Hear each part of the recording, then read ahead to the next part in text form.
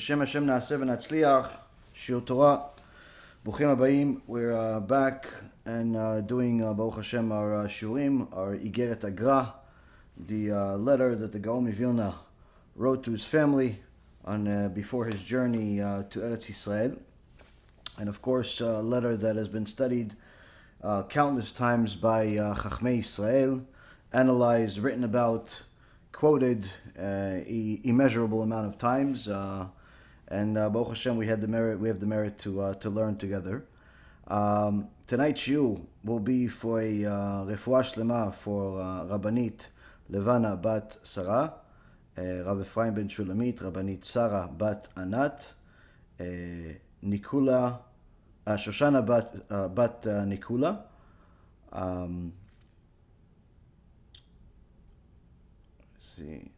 Doris Bat Jora, David ben Nesria, Yitro ben Avraham, Talia Bat Sarah, Orit Bat Ilana, and also for Joshua ben Noach, and Atzlacha Rabba for Marsha Bat Julie, Ayla Bat Marsha, Samuel ben Marsha, Cephas ben Marsha, Alexander ben Marsha, Louis ben Marsha, Shaul ben Farzane, Reuven Chaim ben Pala Parel, also for Zivug Agun,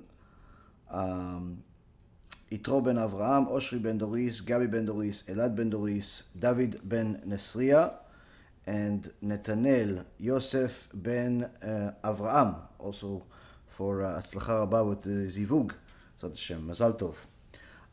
So tonight we'll continue the series as Darkenu B'Kedusha with sources, with stories, with lots of interesting things, Baruch Hashem, from life that you learn, because as you can see from the title, this is an issue that we know quite a bit about in regards to wealth transfer, but it's not going to be just a typical financial analysis that perhaps we did for almost 2 decades on Wall Street, but perhaps a little bit more from the experience side, from the part that doesn't have that much to do with the stock market, more to do with what happens behind the scenes when people are dealing with their financial matters. It's one of the most often talked about subjects today, even though that's quite the opposite of how things used to be. People talk about money and about their money, about other people's money on a regular basis. But as it says, as usual, we always find that the Torah itself talks about the things that we wonder about each and every single week. This week's parasha, Parashat Shoftim, has one of the famous psukim in the Torah, V'lo tikach shochad, ki ha-shochad ya'aver einei chachamim v'yisalef divrei tzadikim. That you shall not pervert judgment, you shall not respect someone's presence, and you shall not accept a bribe. That's the part that I just read. You shall not accept a bribe, for the bribe will blind the eyes of the wise and make just words crooked. So here we learn, the Torah teaches us that no matter who you are and where you came from, if you are not careful enough, money can blind you. Money can blind you in ways that could lead to a person's complete destruction, not just in the next world, but even in this world itself. As Kohelet, Shlomo HaMelech, says in chapter 5, verse number 12, that there is a type of wealth that is preserved for an owner for his own destruction. For his own destruction, Hashem Yishmor V'Yatzil. And that's why you'll see in the Yalkut Yosef by the Gaon Ador, Rabbi Yitzchak Yosef, who is Rishon LeZion, and made an endless amount of commentaries in his Yalkut Yosef.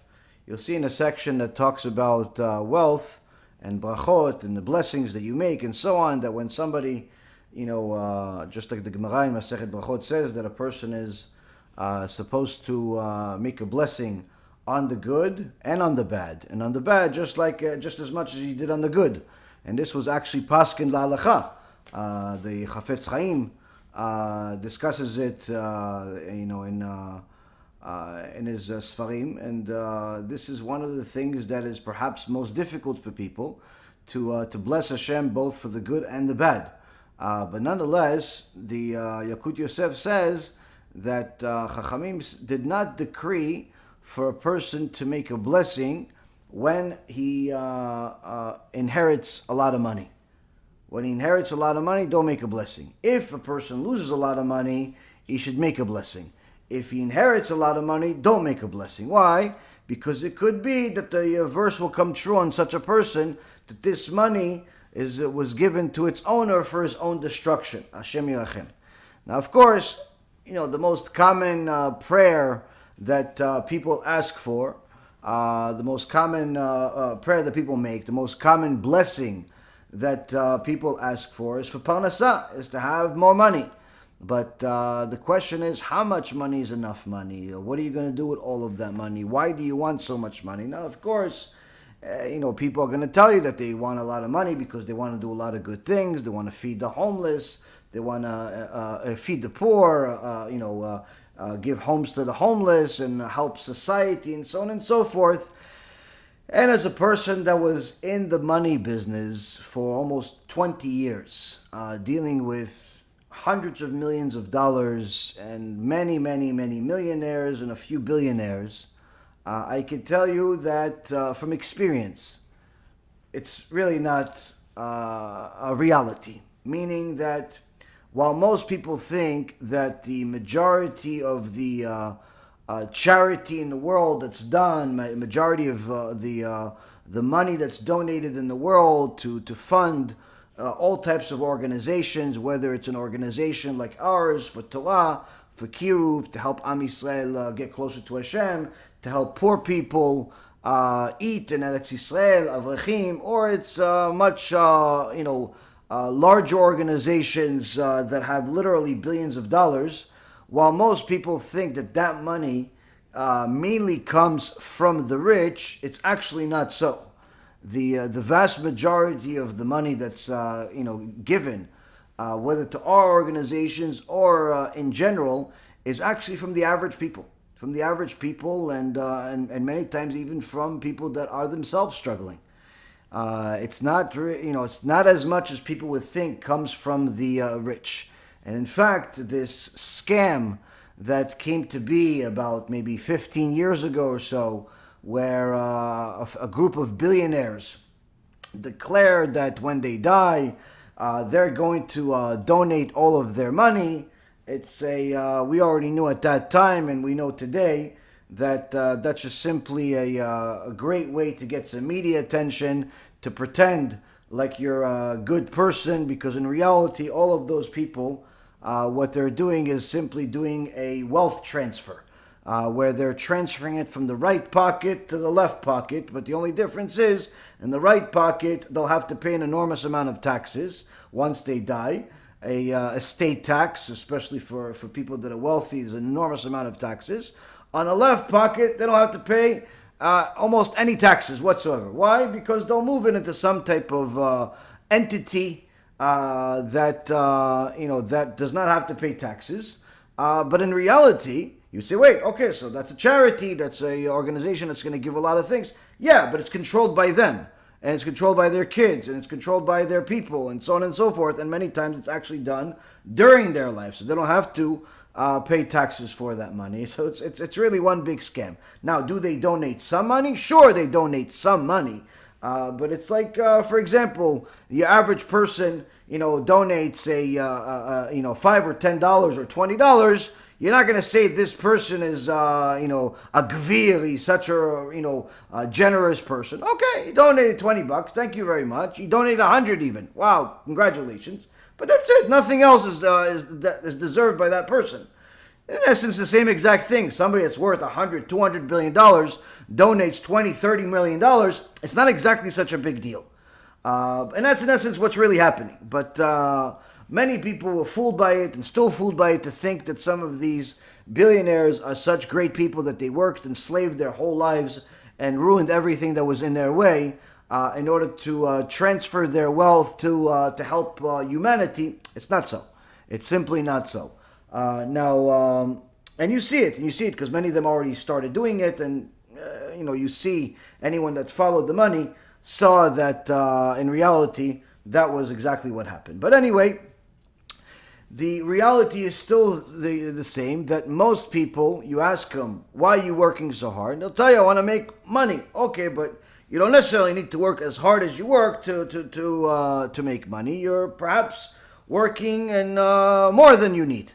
Oh, I want to save up for retirement. Okay, well, fine, you save it for retirement, but let's say you already have enough money for retirement. Let's say, you have. Why are you still working? Why are you still doing business? And it's not necessarily working, doesn't always necessarily mean they go to a 9-to-5 job. Sometimes working can mean that they're still doing business dealings. They're still buying companies. They're still trading. They're still investing. They're still building. And working doesn't always mean 9-to-5 jobs. And in fact, the vast majority of people's wealth is typically made after they retire from their 9-to-5 job. This is not to say that you shouldn't work 9-to-5, but nonetheless, it's just a known fact that most people make most of their wealth after they retire from their first career. And the point being is that you ask a person, why are you working now? Why are you still doing business now? Why do you still wake up early and watch the markets and so on? Say, well, I want to leave something for the kids. And that's the common thing. Most people have this notion that they need to leave something for the kids. And this is not a thought in a Gentile world. You'll find this in a Jewish world too. You'll find this all over the world. In fact, the wealthier the people, the more they're concerned about the kids. To leave money for the kids. The question is this really a Jewish thought? Is this really a Jewish thought? By definition is, in essence, based on the Torah, based on the mind, ashkafa, of our Torah. And this is actually the section that the Gaon Vilna is now discussing, where the last time we had a shiur, the Gaon Vilna told us that we have to pay attention to all of these matters, whether it's the chinuch, the education and rearing of the children, the boys in a certain way, the girls in a certain way. The girls have to worry about learning ethics, musar, learning how to behave, how to be modest. Kol kvoda bat melech pnima. All of the honor of a woman is inside, not outside. Not to be one of these unorthodox hookers that decides to make a show in a Chilul Hashem and in the name of going against the Torah because she's sick of it. These people, we can't stop hearing about them. People keep asking me questions about this prostitute that decided to have a show on television. And I tell people, I don't understand. If some prostitute in the street had decided that she's going to dance in the middle of the street and give everybody a show, is anyone going to pay attention? No, you'd put this person in some type of institution. So why are you questioning your own life because of this person that's on TV, just because it's behind a box? I don't really understand the mentality of people, but nonetheless, this is what's happening in the world. People think that just because somebody has money, therefore they have happiness, therefore they have success, therefore they made it. And the reality is further from the truth. Further from the truth. This is further from the truth. The reality is quite different, where you see that Chachamim teach us that the way for a woman to be happy is by her preserving herself, by keeping herself in a certain fashion where she's preserved for her husband. She is connected to Hashem. She's concerned with her children, with her home. She has much more worries than how she's viewed by the construction workers downstairs and how many dogs whistle at her. And the reality is very different than what people think it is. And the Gaon Vilna taught us how you have to educate your daughters to be reserved, to be modest. And the kids, the boys, you have to educate them in the life of Torah. You have to educate them to have a mind of a person that thinks like the Torah. Meaning that although you may not all have children that will be the greatest sages of the generation, that doesn't necessarily mean they can't be extremely righteous. They can't be tzaddikim. They can't be people that have even Ruach HaKodesh. Why? Because if a person toils and toils in Torah, he gets rewarded for the effort. For the effort he gets rewarded, not for the success. Success is determined by Hashem. And when a person educates their children to have a mindset of a Torah, they start thinking of everything in the world. Everything, practical, spiritual, everything that's out there based on how the Torah views everything. And that's the biggest gift. It's the biggest gift that a person can get. And this is in essence what the Gaon Vilna is telling his wife. Make sure that the kids have the Torah, have the halacha, have the musar, have all of the tools to make them good people in the Jewish world, needless to say, in the world. Now, and make sure that you focus your attention on all of this. This is the key. This is the key. Now, what about the fact that it's expensive to be a Jew? It's expensive to be a Jew. It's not cheap to be a Jew. If you want to live a Jewish life, it's not cheap. Why? Reality is, your food automatically is going to be more expensive than your neighbor that's a Gentile. You want to buy a piece of meat, he wants to buy a piece of meat. He's going to buy a piece of meat at any local supermarket, and if you're here in America, you can buy some non-kosher piece of meat for, pretty much you can buy half the cow for a few dollars. With the same amount of money, you could barely buy a little ear, in a kosher market. Why? That's just the reality. There's a lot more goes into the kosher food. A lot more preparation, a lot more caution, and so on and so forth. Now, you could argue, you could debate, is it right, is it wrong? It doesn't really make much of a difference. To eat as a Jew is more expensive than to eat as a non-Jew. Furthermore, the education. If you're a non-Jew, you want to send your kid to school, technically you could send him anywhere. I wouldn't recommend sending him anywhere. I would recommend being a good parent and being very cautious about where you send him. But if you're the typical American that sends your kid to a public school, that school costs you nothing. I mean, of course, the taxes and so on, but in reality, you'd pay those taxes even if you don't have kids. So you have these kids, you send them to public school, and the education is, in essence, free. Now, of course, you're going to pay a much bigger price for sending your kid to such a school, but that's not necessarily money. It's different prices. But if you're a Jew, you want to send your kid to yeshiva in America, you're going to have to pay $500, $1,000 a month. And in some cases, even more, per child. Which means that if you have an average Jewish family, you have 3, 4, 5, 6, 7, 8 kids, whatever amount of kids you have, Baruch Hashem, HaKadosh Baruch Hu blessed you with, you're going to have to literally cough up $5, $10, $15,000 a month to educate your kids. Now, obviously, that's before discounts and deals and so on, but nonetheless, you have to come up with a lot of money to educate your kids. If you have a decent-sized family, it is no question that you're going to have to come up with $50,000 to $100,000 a month or more just for your kids to go and read the Chumash, read the Gemara, and so on and so forth. That's just the reality. Now, of course, there's different programs that different yeshivot have. Some are better, some are worse, some are more expensive, some are cheaper, some you'd prefer for them to be cheaper just because they're so good. Some of them, it doesn't matter how much they cost, you wouldn't send your kids there even if it was free. So, of course, just because it costs money doesn't mean it's good, but nonetheless, the Jewish education is, by default, more expensive. It's a reality. No question about it. Furthermore, holidays, the non-Jews, they don't really have holidays, if you will. You have, the American Christians will have their Xmas. They'll use the excuse to buy themselves a bunch of things that they don't need and enrich the society. Enjoy. We as Jews, we could do it all year round.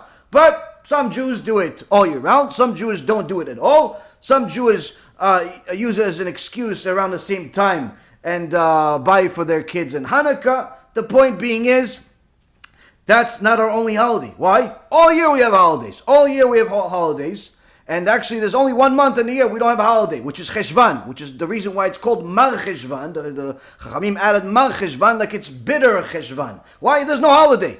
Every month we have a holiday. Every month, Yishtabach Shemo La'ad, we have a holiday, we have a cause for celebration, we have a cause to connect to HaKadosh Baruch Hu, we have a cause to mourn. We have all types of things every single month, and every holiday has something that's involved, whether it's an opportunity to be more charitable and donate more money to the kollel, to the yeshiva, to the synagogue, to the community, to the poor people, or it's to buy specific types of food on Pesach and on Rosh Hashanah. There's all types of reasons that you're going to have to spend a fortune during the holidays.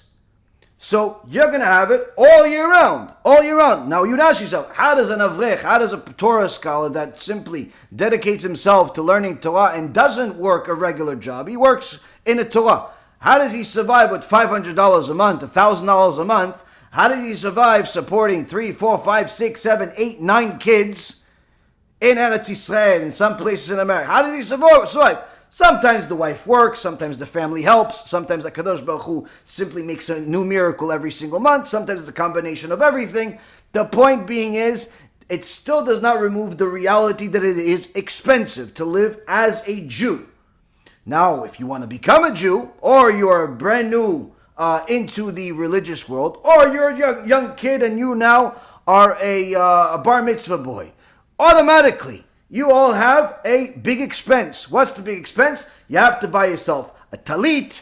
Good talit will cost you $100, $200, $300, depending where you're buying it from. But nonetheless, the better the quality, the more expensive it is. Now, that's the easy. That's actually the cheap version. That's the cheap one. Why? Because then you have to go get yourself tefillin. Now, of course, if you have an ounce of Yirat Shamayim and a few dollars in your pocket, you're not going to go buy your tefillin on eBay or some street corner for the deepest discount. You're going to buy a solid pair of tefillin. It's not going to cost you less than $1,000. Simply, especially since prices have increased over the last couple of years, probably last year and a half, they've increased drastically.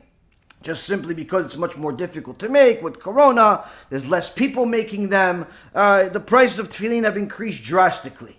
So the people that are selling them are either stopped selling them or are simply making less money or have increased the prices. But nonetheless, tefillin are expensive. To buy anything even close to being good, you're going to have to spend $1,000. Now, can you get something for cheaper? Sure, you could buy everything for cheap. You could buy it for $5. You can find it in the street. If you want to buy quality, just like if you want to buy quality anything else, you have to spend money. Now, if you want to buy better than that, you want to buy a really good one, you're going to have to spend $1,500, $2,000. There are even tefillin that you can buy for $8,000, $10,000. That depends. I had one guy ask me, listen, I heard that there's a segula of this, of this, of this, of this. How much does it cost? I told him you can buy tefillin on my website. It's $1,600. It's really, if you buy it anywhere else, it'll probably cost you over $2,000, but it's $1,600. It's a good tefillin. Very good. He goes, no, but is there something better? I said, of course, there's always something better. There's always something better. This one is black on black, and comes with a handmade, and it comes with this, and it comes with that. But of course, there's better. Of course, he goes, how much better? I said, as better as you want. So what do you have? I said, I have a tefillin that's better. Oh, what tefillin do you have? So my tefillin is better. How much tefillin, guys? If you want to get tefillin that I have, it'll cost you probably about $5,000. What? Why would $5,000? I said, don't buy it. Buy $5. It's whatever you want. I want a better tefillin. Why? Because I want a better tefillin. That's what I want. I spent that money. You want to spend the money? You can spend the money too. You don't want to. No one's putting a gun to your head. He said, is something even better than that? I said, of course there's something better than that. He said, even better than the $5,000? I said, of course there's better than the $5,000. He said, what's better than $5,000? I said, I could get you tefillin for $8,000, $9,000, if the guy even sells it anymore. He says, what do you mean? The guy wouldn't sell me a tefillin for $8,000, $9,000? I said, no. He doesn't. Sometimes he just doesn't feel like doing it. He's not a guy that really is looking for customers, to be honest with you. We have to convince him. So how many often do you get? Not often. Not often at all. Why? Most people barely want to spend $1,000, $1,500 for tefillin. You think he's going to get that many calls to go get $10,000 tefillin? No. He said, is there something better? I said, yeah, of course there's something better. You can give it something for $10,000, $15,000 tefillin. There's always something better. Always. But the question is, do you want it? Do you need it? Not necessarily. Regular tefillin for $1,000 will do the job. As long as it's a kosher tefillin, it's good. The point being is that you as a little bar mitzvah boy, you as a convert, you as a new Baal Tshuva, automatically on day one you have to get yourself a tefillin. You have to get tefillin. There's no way that you can survive as a Jew without tefillin. Why? Gemara Masechet Rosh Hashanah, page 17a, the same place that it says that there are certain people that will go to Gehenom forever even after Mashiach. That Gemara gives some examples. One of the examples is a Jew that does not lay tefillin, goes to Gehenom forever. Shem Yishmor v'Yatzil. So here we see perhaps why the Lubavitcher Rebbe, Alav HaShalom, why he had this big mission that until this day is all over the world, where he told his Hasidim to go get Jews to put on tefillin. Perhaps we can save them from an eternal Gehenom. Of course, this is not enough, simply because if he just puts on tefillin once a year or once in his life, it's not going to save him, because he still has to keep Shabbat, still stop wasting seed and so on. But nonetheless, perhaps it's going to wake up that sleepy neshama. That was in essence the goal of the Lubavitcher Rebbe. Until this day, the Hasidim do it, and if they have the right intentions, the right goals, they succeed sometimes in getting people to do tshuva. The point being is, it's expensive. If the guy in the street says, you know what, I want to get one of those so I can do it on my own, how much does it cost? It's going to cost you $1,000, $1,500, so on and so forth. Oh, wow, you don't have something for a discount, maybe $50? Yeah, I can get you a toy, maybe from some website. I can buy you a toy from plastic that has printer paper in it. Yeah, you can buy it for probably $15, $20 if you want. People don't understand that there's how much work goes into it, and they have no value for it. Why? Because they don't understand that when they're making money, the reason why Hashem gave you the money was for you to spend it on His Torah and His mitzvot, not for you to just spend it on buying cars and watches and so on. But unfortunately, people are confused, and many times you're going to see a person come to the community, ask for tzedakah, and all of a sudden he becomes, by asking for tzedakah, the poor guy is asking for tzedakah to perhaps fund the kollel, to build the yeshiva, to help some poor people. All of a sudden you are asking for tzedakah, and what happens? Instead of getting tzedakah, you get a job, but an unpaid job. What kind of job? You become the financial advisor of those people. Why? All of a sudden, instead of coming out, writing a check, giving a credit card, taking some money out, or simply telling you I don't have, what they do, they start telling you about their financial matters. Ooh, you want tzedakah? Yeah, market's down. Business is rough. Business, oh really? Okay, why are you telling me that though? No, I'm just trying to let you know, business is rough. What kind of business you in? Oh, we're in a laundromat. Oh, laundromat stuff for laundromats goes up and down, but people are not washing their clothes anymore. Yeah, it's the community has changed, and they start telling you about their business manners and how the market's down and the unemployment report was disappointing this morning, and Bitcoin is up and Bitcoin is down. Oh, and God forbid gold goes in the wrong direction. And chash v'shalom, there's a fight between Saudi Arabia and Russia, because there goes oil. And even though they don't invest in any of those things, they're worried about the future for the kids. And they start telling you about all this stupid stuff. Why? Bottom line is, they don't want to give you any money. Simple.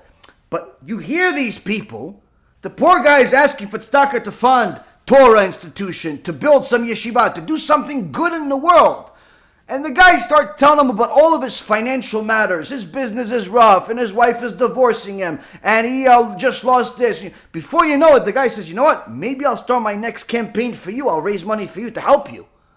Instead of you donating, maybe you know what? How about this? Let me get a couple of dollars. I'll help you out. Maybe, no, I don't need, Rabbi. I don't need. Oh, no, but you said your wife divorced you, your kids hate you, you just declared bankruptcy for the third time. This guy's asking you for, no, it's okay. 3 months later, you find out the guy just spent $50,000, $100,000 on his boy's bar mitzvah. A bar mitzvah, the kid doesn't even know how to read from a Torah, because you didn't want to spend the few $100s necessary to get a serious tutor to teach him how to read from a Torah. The kid doesn't even know how to say the brachot, but you spend $50,000, $100,000 to make sure that he comes out with a Harley Davidson on his bar mitzvah. That's the joke of the matter. You ask the guy, how come you have $50,000, $100,000 to spend on a bar mitzvah, but to go build a Torah institution, a yeshiva, to help Am Yisrael do tshuva, so they continue being Am Yisrael, not turn into the Christians or the Arabs, why don't you have money for that? No, that's different, Rabbi. Why is it different? Bar mitzvah is once in a lifetime. That's the attitude. The wedding is once in a lifetime. You only get married once. Oh, not so much, actually. Don't be so sure of yourself. You have that kind of marriage, most likely you'll get married. I bet you more than once. Mazal tov, twice, ahead of time. Why? The reality is people don't understand what's the purpose of money. And their whole goal is to acquire as much of it as possible, to transfer the wealth to different entities that they want. And if you tell them, listen, you already have all the things that a person can want, say, yeah, but this is for the kids. I want to transfer my wealth to the kids. Sometimes they don't even have a kid. They have a dog, but they call the dog the kid. But nonetheless, sometimes the kid acts like a dog. But the reality is, Rabotai Karim, this is not just a problem with the upper echelon of society and the wealthier people, but even the average folks, even the people that don't even have money yet. Teenagers, 18 years old, 19 years old, just got into the world, barely even understand how to do basic accounting and to balance their checkbooks. Already you see that hunger for money and the attitude that they have about money simply being obsessive. They already worried about retirement. The guy just got his first job yesterday. Wait, why are you so worried about retirement? You just got a job yesterday. No, I need to put away from my 401k. This company doesn't want to offer 401k, so I have to have an IRA. You're 19 years old. What the hell are you worried about an IRA for? That's years from now. Take care of today, eat today, learn how to work today. See if this is even the right job for you. See if even they don't fire you in a month because you're halfway. The reality is people's obsession with money is absurd. And unfortunately, just like the Torah says, it causes people that are otherwise wise. They know algebra. They know, how to use computers. They know how to do certain things in the world, but they become blinded by money. And even people that were learned in Torah, people that were otherwise extremely righteous, can even fall for the trap of money. This is why the Chafetz Chaim would pray on a regular basis that he and his kids would never be wealthy. Never wanted a test of wealth. Why? He never wanted to have that test of having a lot of money, because once you have a lot of money, the tests change. The tests change. And I can tell you from experience with a lot of different people, most people fail that test. It is much more difficult to have the test of money than the test of no money. Even though poverty is like hell, poverty is like death itself, the tests of money, of actually having a lot of money, are extraordinarily more difficult. Why? Because they're very different. You have a lot more ways to desecrate the Torah, to violate Hashem's mitzvot, and to simply ruin your life. As you can see with the world today, society today, there are a lot of new billionaires and millionaires in the world today, and so is the world becoming Sodom and Gomorrah all over the world. Now, the Gaon Mivilna warned his wife about all of this and tells her the following: to be concerned about all of this, to be concerned about the education of the children, to be concerned about the modesty of the girls, to be concerned about learning Torah and ethics, and not to be concerned about the expense of it all. In fact, spend extra money, he tells her, to make sure they have the best possible Torah education. Even if that means to get the tutor to come to the house. Sometimes people ask me, listen, Rabbi, the only thing I have in this community is just public schools. What do I do with my kid? I tell them, obviously, don't send him to public school. The Me'am Loez, Rav Kuli Alav Shalom, who would fast from week to week while writing the Me'am Loez, wrote in there, Parashat Yitro, during the Ten Commandments, wrote in the Sefer, people that send their children to non-Jewish schools are 100% considered idol worshippers. Idol worshippers.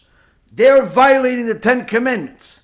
So people tell me, listen, I don't have a yeshiva in my community. We don't have it. So what do? Do I don't send him to school? He has to go to school. Homeschool. Baruch Hashem. You could do homeschool virtually anywhere in the world. You could do homeschool. And I say, okay, what do I do when it comes to Torah? Torah.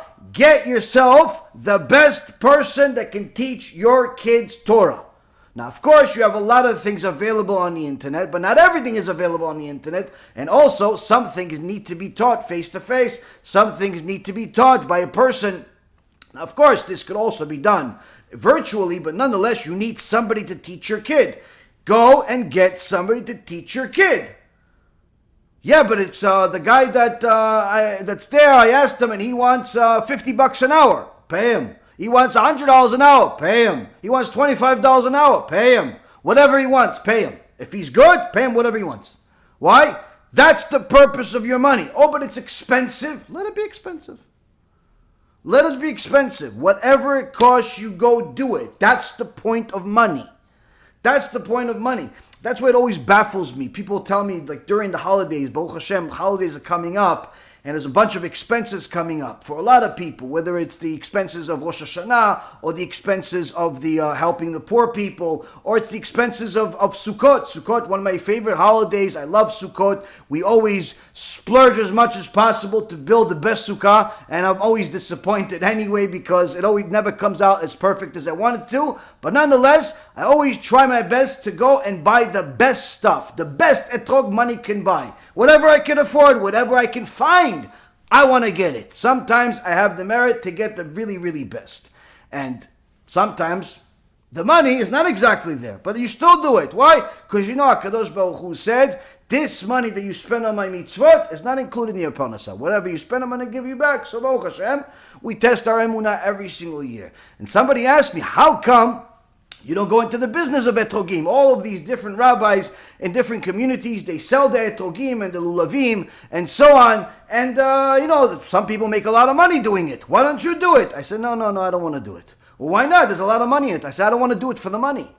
I don't want to do it. Headaches, people, calling me, they want to come this, they want this one, that one. No, I don't want to deal with that. If I was going to deal with etrogim or things like that, I would only want the best ones. And the best ones, most people don't want to buy anyway.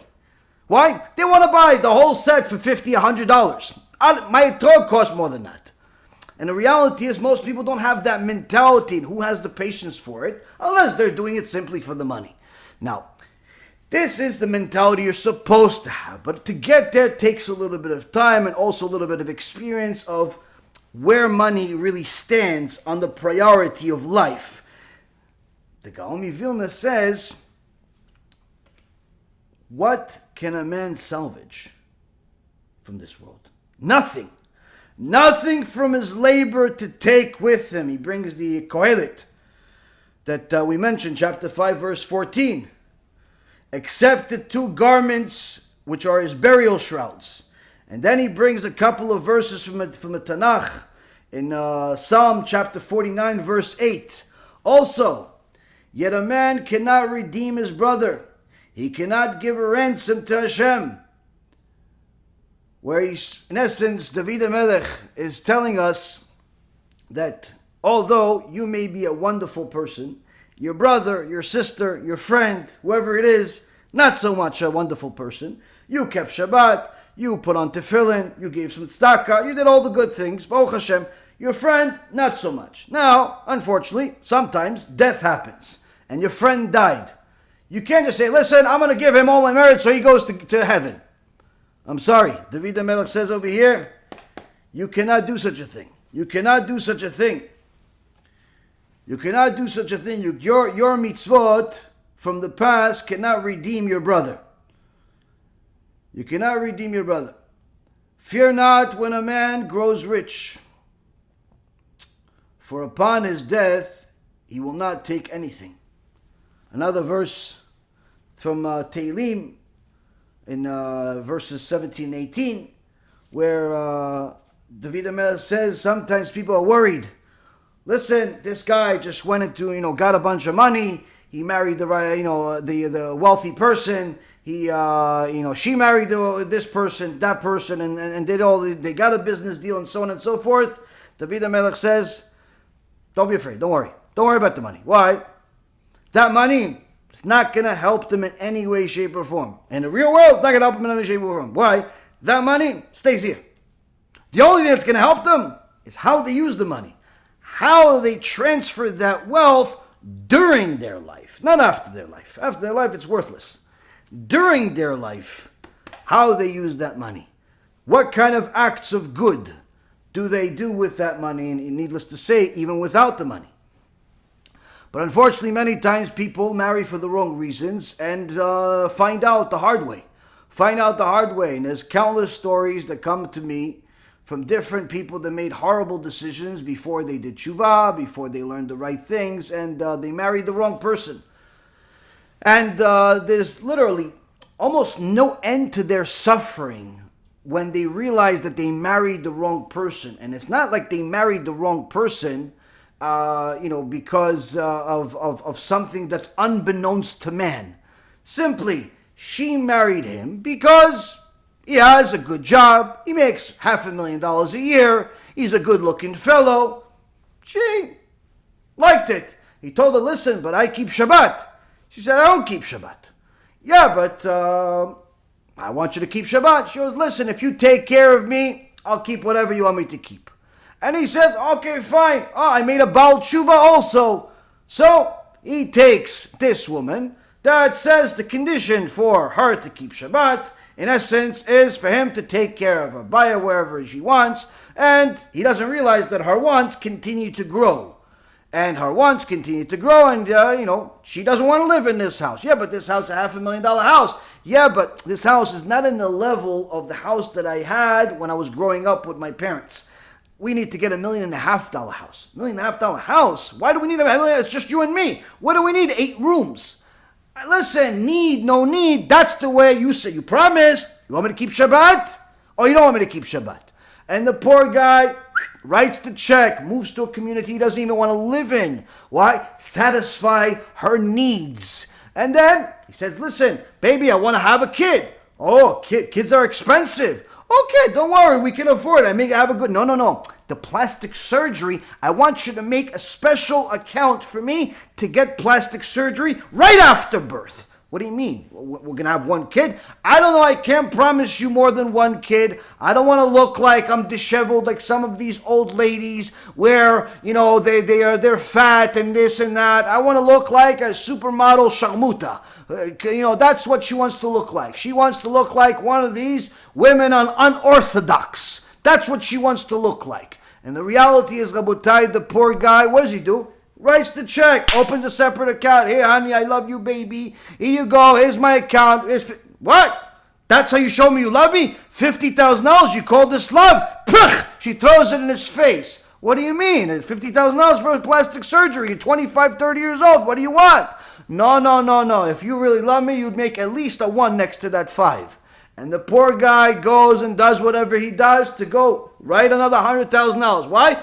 For the special account after the birth that didn't even happen yet. And God forbid the kid comes to the world. Hashem Yishmor v'Yatzil. How much torture she's going to put the poor guy into. Why? Because now she wants everything. And she has Malach HaMavet on this guy. Why? Because he has a kid. And all he wants, the guy, is to have this kid. And now he has the kid, but she's holding the kid hostage even though it's his kid. And that's what happens, but it's only a matter of time before they get divorced anyway. Even after he meets all of her needs, she will never have enough. Never. Why? Just like Haman, who had all the money in the world, still was not content because Mordechai, a Yehudi, would not bow to him. Yeah, but what about all your money? What about the fact that you have more money than Achashverosh, the king? What about that? It's all worthless, Haman says, because this Jew doesn't bow to me. And the same concept goes with these girls. Marry guys for money. Doesn't matter what you give them. Eventually she'll divorce you, she'll cheat on you, and she'll betray you anyway. Why? Because you told her to keep Shabbat. Because you told her to wear something modest. Because you told her one thing. For the 1.5 million things that you did for her, it's already too much. And God forbid it's the opposite. The girl married the guy, because he has a good position. He has a good position, and she says, listen, he's a good guy. He's got a good position. He's not as successful as I want him to be, but my father gave me $5 million, so I'll take care of it. And all of a sudden, this guy becomes a tragedy walking. Why? Every day he has a new entrepreneurship type of idea that he wants her father's money to fund. What about Torah? What about yeshiva? What about Shabbat? What about everything? Listen, honey, I know I promised you that we'll do that, but listen, we're still young. Maybe we'll do it later on in life.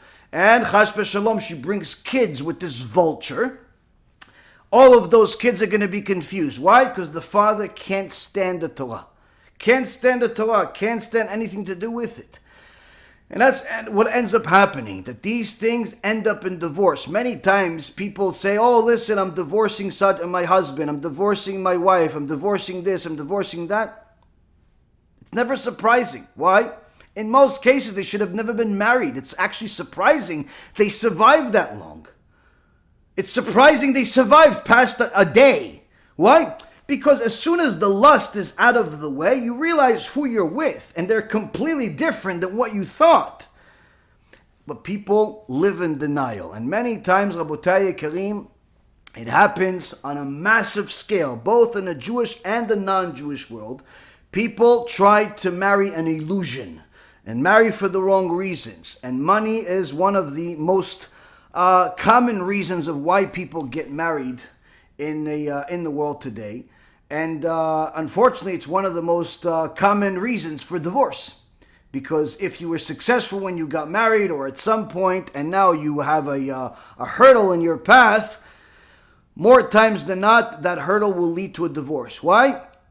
She got used to good times. She has no interest in going into bad times. He got used to good times. He has no interest in having you hold him back in these tough times, and so on and so forth. That's just the reality. People make money into their own God. And this is one of the things that the Gaon Mivilna and the rest of the Chachamim spend an extraordinary amount of effort to teach us time and time again. It's not all that important. It's not all that important. Money is simply a tool no different than a hammer. But if you treat it more than that, that's what it will be in your mind. And you can turn money into 100% idolatry. 100% idolatry. Sometimes I have young yeshiva bachurim, 14, 15, 17 years old, already worried about how they're going to make money once they get married. And I tell them, wait, are you in the shidduch already? You're only 15, 16 years old. No, I'm still in yeshiva. So why are you worried about paying for yeshiva for your kid? You're still a kid. Well, listen, I'm in the Torah world. I'm going to make money. I see my father's struggling. My this is struggling. Okay, so do what you have to do today. Kadosh Baruch Hu will take care of tomorrow. Why are you worried about tomorrow? You have food today. Rabbi Elazar says, if you have food today and you're worried about tomorrow, that already means that your emunah is virtually non-existent. Virtually non-existent. What kind of Torah are you learning if your emunah, your faith in Hashem is non-existent? You have more faith in your ability. No, I'm going to be an accountant. No, I'm going to be a jeweler. No, I'm going to be a Bitcoin guy. No, but okay, you could be whatever you want to be. Who says you're going to succeed in it other than a Kadosh Baruch Hu? And this is one of the things that people forget. They forget, and God forbid they succeed. They succeed, and they still don't realize where the money came from. That money becomes a destructive force in their life. So the Gaon Mivilna says, fear not when man grows rich, for upon his death he will not take anything. And do not say, I will leave for my children the means to acquire portions of food.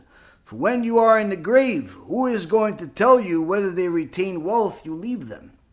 He already says to us, don't say, no, listen, I have this money, I have this job, I'm working overtime. Why? Because I want to leave my kids an inheritance so they can have food, they're not going to be worried.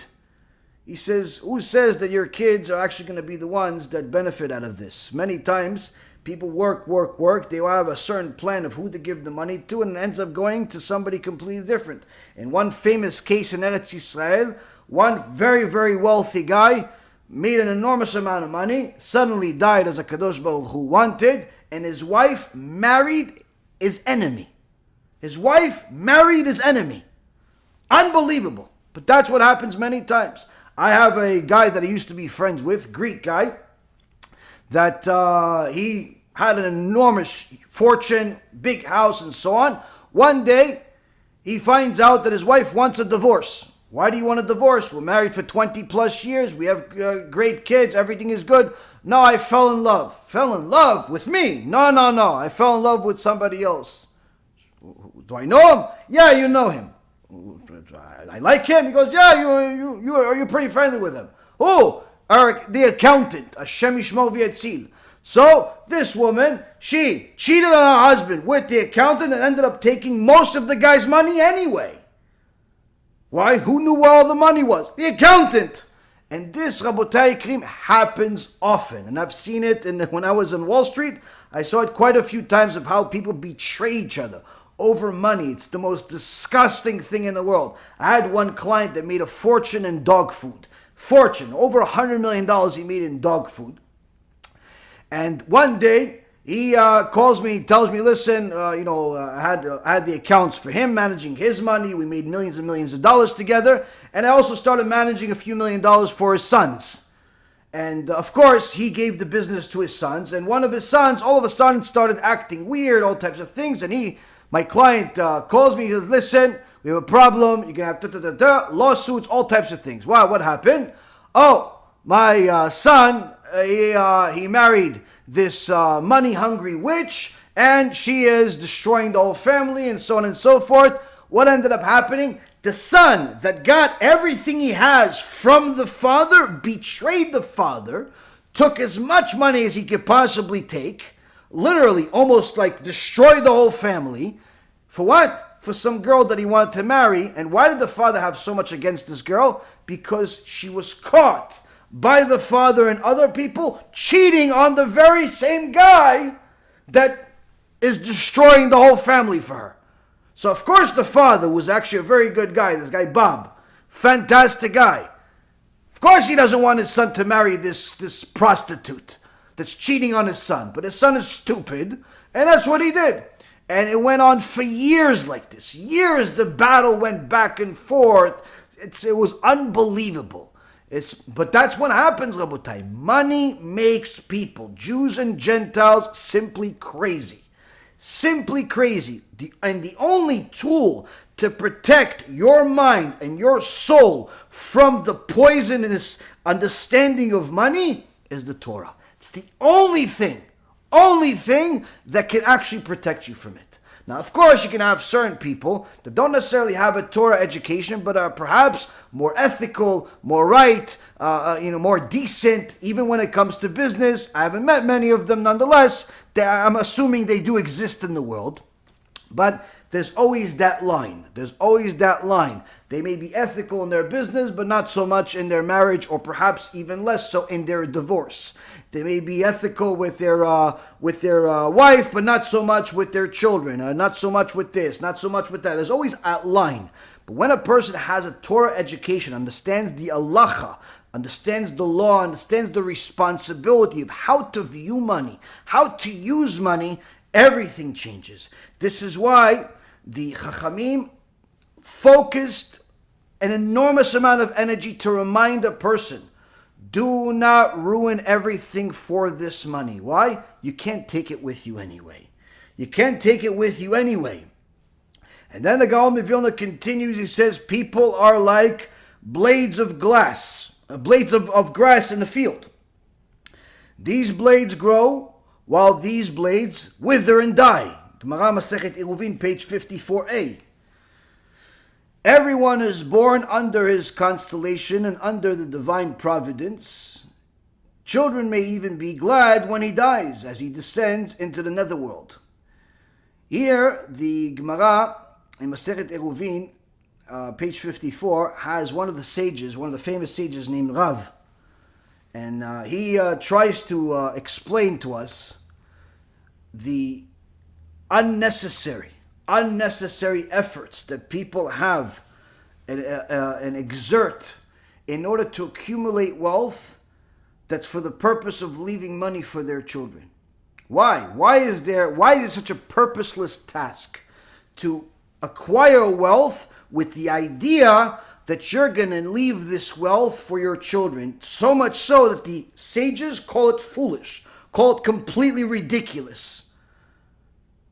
It says people are like grass. They grow, they die, and perhaps the kids that you gave the money to are happy that you're going to die. In fact, there's another Gemara somewhere else that says there's actually a reason why the body of a person, of a Jew, was decreed to become impure as soon as he dies. Technically, the Torah didn't say this. This is a biblical law, that as soon as a person becomes is dead, becomes automatically tameh. Why? Chachamim said, if the person is rich, then surely those kids are going to fight over the money. If there's not enough Torah, and unfortunately sometimes even if there is Torah but not enough, they're going to fight over who gets the house, who gets the business, who gets the Bitcoin, who gets the stocks, who gets the bonds, who gets the trust, who gets the real estate, who gets the furniture, who gets the paintings, who gets the money that's in a safe, who gets the diamonds, who gets the this, who gets the that, who gets the fields, and they're going to fight over everything. And then it becomes just simply a battle. No, but it's mine. But he loved me more. No, but he loved you more. But he loved you this. Yeah, but I was a girl. But I was a boy. But you don't deserve. But you were there. But I took care of him. But I listened to him. And they start fighting. And the Gemara says something mafchid. You know mafchid? Mafchid is scary. But not scary because it talks about Gehinom. Scary because it's a reality. The Gemara says, Rabotai, mafchid. When I heard this the first time, I started goosebumps. Goosebumps. The Gemara says, when these kids start fighting over money that their father had or their mother had, and that was an inheritance, and they're fighting over property, and they're fighting over this, and they're fighting over that, eventually they're going to forget that their parent even died. In fact, some of the kids are going to be happy that they died, just like it says over here. Oh, it's better that he died because now I can get the house that I always wanted for my kids. He was already old. Oh, it's better that she died because finally I could build the things that I wanted to build. She didn't want to give it to me when she was alive, so at least I'm going to do mitzvahs. Now that she's dead, they're happy that the parents are dead. But that's not the worst part. That's not the mafchit part. You know what the mafchit part is? The scary part is, the Gemara says they're going to fight. Who's going to get this and who's going to get that and who's going to get this and who's going to get that. And then it's going to be to such an extent that it's going to be so disgusting, they're going to forget about, forget about the parent that died. I just want stuff. Okay, but you got stuff. You got this and you got that. Yeah, but I'm still not happy. Why? Gemara Masechet Sukkah says somebody that has 100 wants 200. Somebody has 200 wants 400. Somebody has 400 wants 800. Meaning that the more somebody accumulates, the more they feel like they're missing. So he got a bunch and he's still not happy because all he wants is money. All he wants is wealth. He forgot that his father or his mother died. So now since he's not content, he says, you know what? Fine. You got the houses, I got this, fine. You don't know, but you also got the painting. Oh, what are you going to give me for the painting? Give me money. No, I'm not giving you money. Okay, you know what? I'm taking the body. Excuse me? The body. I want to take the body. What do you mean you're going to take the body? We're going to bury the body. Okay, we're going to bury the meat and everything else. I'm going to have my professional over here that works for me in my field. He's going to take the skin. I'm going to take the skin and make a nice jacket out of it. Maybe a sofa. In memory of our father. And the Gemara says they're going to fight over the skin of their parents. Hashem Yishmor V'Yatzil. Gemara is not mentioning this in order to exaggerate a reality. A law was instituted in order to protect from this desecration of the dead. What dead? The dead parents. He becomes tameh, so you can't touch him. You can't make a painting from your father's skin. That's what happened. That's what happened, Rabotai, when people are crazy about money. They literally would fight over the skin of their parents. The Gemara says maybe perhaps they'll think in their mind, maybe since he was rich, he was a celebrity, maybe I could make a nice wall unit out of it. I could do something, it'll be worth a lot of money. And that's why the body becomes tameh. That's why the skin is tameh. The skin is impure and therefore you're not allowed to use it. No matter how demented a person is. And that's what, in essence, one of the things that Rav says to us, you work so hard because you want to leave your kids so much money, you want them to have a 401k and an IRA and a 401 this and an IRA this and all types of things. You're not understanding something. You're not understanding what the mind of a Jew is supposed to think. If you learn Torah, you would understand, but you don't understand. Why? Because the Torah says in multiple places, Bava Metzia, Rosh Hashanah, Beitzah, and countless other places in different formats, that it doesn't matter how much money you give your kid as an inheritance. It doesn't matter. Whether it's $1 or $1 billion, it does not matter one bit. Why? It was already decreed in Shamayim whether your son or your daughter is going to have wealth or not. When was it decreed? Before they came to the world. Before they came to the world. The Gemara Masechet Nida, page 16b, says that when the seed of the husband goes into the wife, a special malach, a special angel by the name of Laila, takes that seed, brings it to HaKadosh Baruch Hu and says, HaKadosh Baruch Hu, this seed, what will be with this seed? Hashem says, life.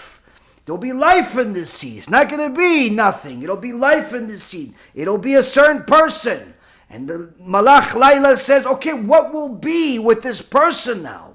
What will be? Will it be tall? Will it be short? Male? Female? Rich? Poor? Smart or stupid? Good looking or ugly? What will be with this person? Our sages teach us that it doesn't matter whether you leave your son the inheritance or not.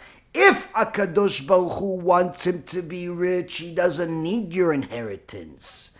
And if HaKadosh Baruch Hu wants him to be poor, HaKadosh Baruch Hu will make sure that it will happen despite your inheritance. Why? HaKadosh Baruch Hu runs the world. That's why many times when people tell me, listen, there's arguments in the house, about money, this, that. Give in. Why give in? Why? Shouldn't I do my ishtadlut?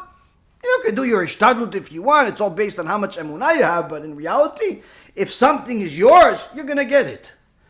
If something is yours, you're going to get it. Why? HaKadosh Baruch Hu's writing checks. Not your father, not your sister, not your boss, not your cousin. HaKadosh Baruch Hu is the one writing checks. You can make minimal effort just to make it look realistic if you want, but in reality, HaKadosh Baruch Hu is the one writing checks. This is the confusion that a lot of people have. A lot of people don't understand that HaKadosh Baruch Hu is the one that writes checks. HaKadosh Baruch Hu is the one that feeds everyone. HaKadosh Baruch Hu is the one that sustains us all, and he decides whether you're going to be rich or you're going to be poor. Now, of course, a person can do certain things to change the decree, that perhaps if it was decreed that this person was going to be poor, he's going to lose a lot of money. If that person does certain things, they do tshuva, they do chesed, they donate money for Torah, for mitzvot, they do a lot of big things that the Chachamim say they could even change the decree. But it also happens on the opposite. It happens in the opposite, that if a person was decreed to have a certain amount of money, but if that person makes certain types of sin, whether it's wasting seed, gambling, lending money with interest, and all types of things that are forbidden, desecrating Shabbat, HaKadosh Baruch Hu could simply either take away all the money or take away all the blessing without taking away the money. Where a person could still have an enormous amount of money, but it's full of problems, that money. The IRS wants it, the doctors want it, the lawyers want it, everybody wants it, and you don't get to enjoy a single penny, which is literally sometimes even worse than not having money. But the point is that a person that understands that Hashem is the one that writes the checks, He's the one that decides, lives their life completely differently. They're not worried about leaving their kids a certain amount of wealth in order for that kid to have all they need. Why? Because when it comes to spirituality, when it comes to fulfilling your role in the world, you have to be selfish. One of the things that the Chachamim are trying to teach us here, the Gaon Mivilna, Rav, all of the different sages that discuss this issue, is that the issue of money is a constant reminder of what is your purpose of your life. What is the purpose of you being in the world? If you ask the average person, how are you alive? They're not going to be able to give you an answer. What do you mean? I'm alive. Yeah, but how? How are you alive? Well, my heart's working. My brain's working, therefore I'm alive. Okay, but how? How is the heart working? It works. What kind of answer? It works. How is it working? It works. How is your brain working? You know how many different cells, neurons, and so on in the brain? Endless amount of connections in there. How is it all working? I don't know. It works. But how? How is it all function? What's making it all function? It just functions. What kind of answer is that? If I told you that the car is running, with no fuel, you'd ask me, how is it running? I said, it just runs. It's electric. No, it's not electric. It's not Tesla. No fuel, no electric. You invented something new. It's water. No, there's no liquid at all. So how is it running? It just runs. You're going to say, you should go into a mental institution. It's not possible. Something has to give it life. So you give me an answer. What is giving you life? What is making the brain work? What is making your heart work? What? The average person cannot give you an answer. Cannot give you an answer. They don't know. You can even complicate it further. You say, yeah, well, listen, it works because there's certain blood that does this, and the cells, they do that. Okay, so how come it works for you and the guy over there that they're burying in the cemetery over there, a few feet under the ground, he also has a heart. And he also has a brain, but his stopped working. How come? Oh, no, he had a heart attack. No, he didn't have a heart attack. Oh, he probably had an aneurysm. No, he didn't have an aneurysm. He's probably old. No, he's actually only 30 years old. Probably got into an accident. No, didn't get into an accident. What do you mean? Just stopped working? Yeah, stopped working. In fact, it stops working for millions of people every year. And I promise you, it's not all from the virus or the vaccine. Sometimes people simply stop working. Why? It's his work and his doesn't work. How come? Explain to me. And he said, God did it. Hold on a second. Were you religious on me right now? Don't become a rabbi on me now. Tell me, how is it working? God, did you believe in God? I believe in God. What about you? Yeah, I believe in God. I believe that there has to be okay, wait. So you believe in God. You believe this God is the reason why your heart's functioning. You believe that this God is the one that's making your brain function. So obviously this God is a genius because he does all of this wirelessly. All of this is wireless. All of this is without anything that runs out of time until he decides. All of it doesn't need any tokens or anything. And this God just put you in the world? Why? No instructions, no purpose of life, just for you to have a good time?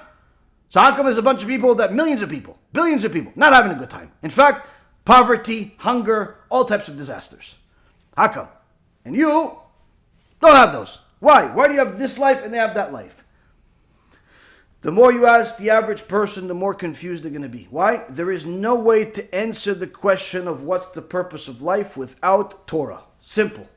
No purpose. No way that you can answer it without the Torah.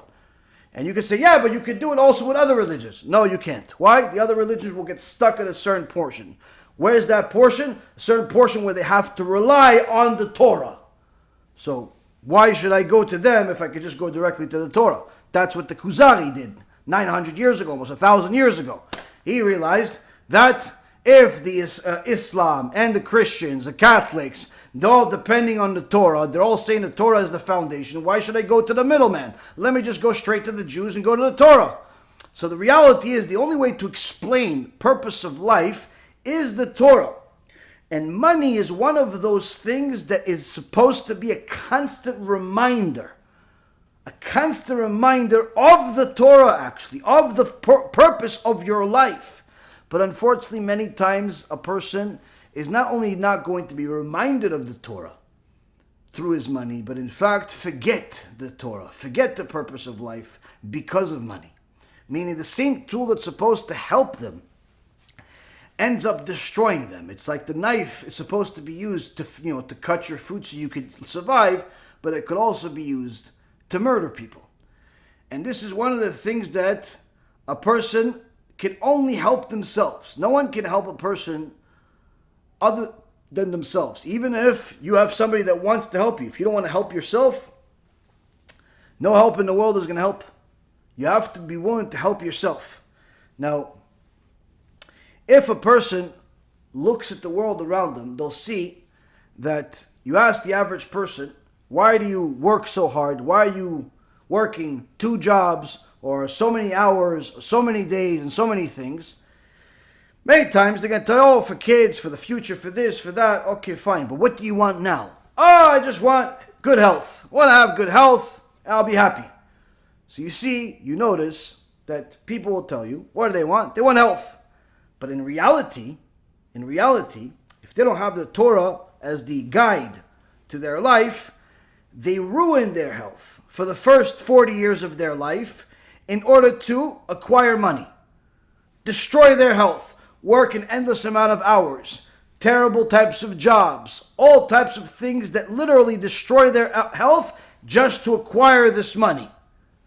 And then, for the rest of their lives, whatever is left of it, whether it's a year or 80 years, they spend and destroy all of their money in order to get back the health that they lost acquiring it.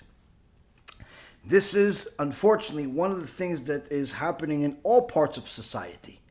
And only the Torah is the thing that can help a person understand how they can treat money in an appropriate way without becoming so obsessive about it that it becomes the person's poison instead of a tool that can help him build something. Now, the Gaon Vilna brings a different verses from the Torah, from the Tanakh, and next he says that the Resh Lakish, one of the great sages of the Gemara, says that at the time of his death, Resh Lakish left his children a cup of saffron. Saffron is like a vegetable. Think of it as like something similar to parsley. Saffron. That's all he had left. He used to be a huge gangster, mafia boss.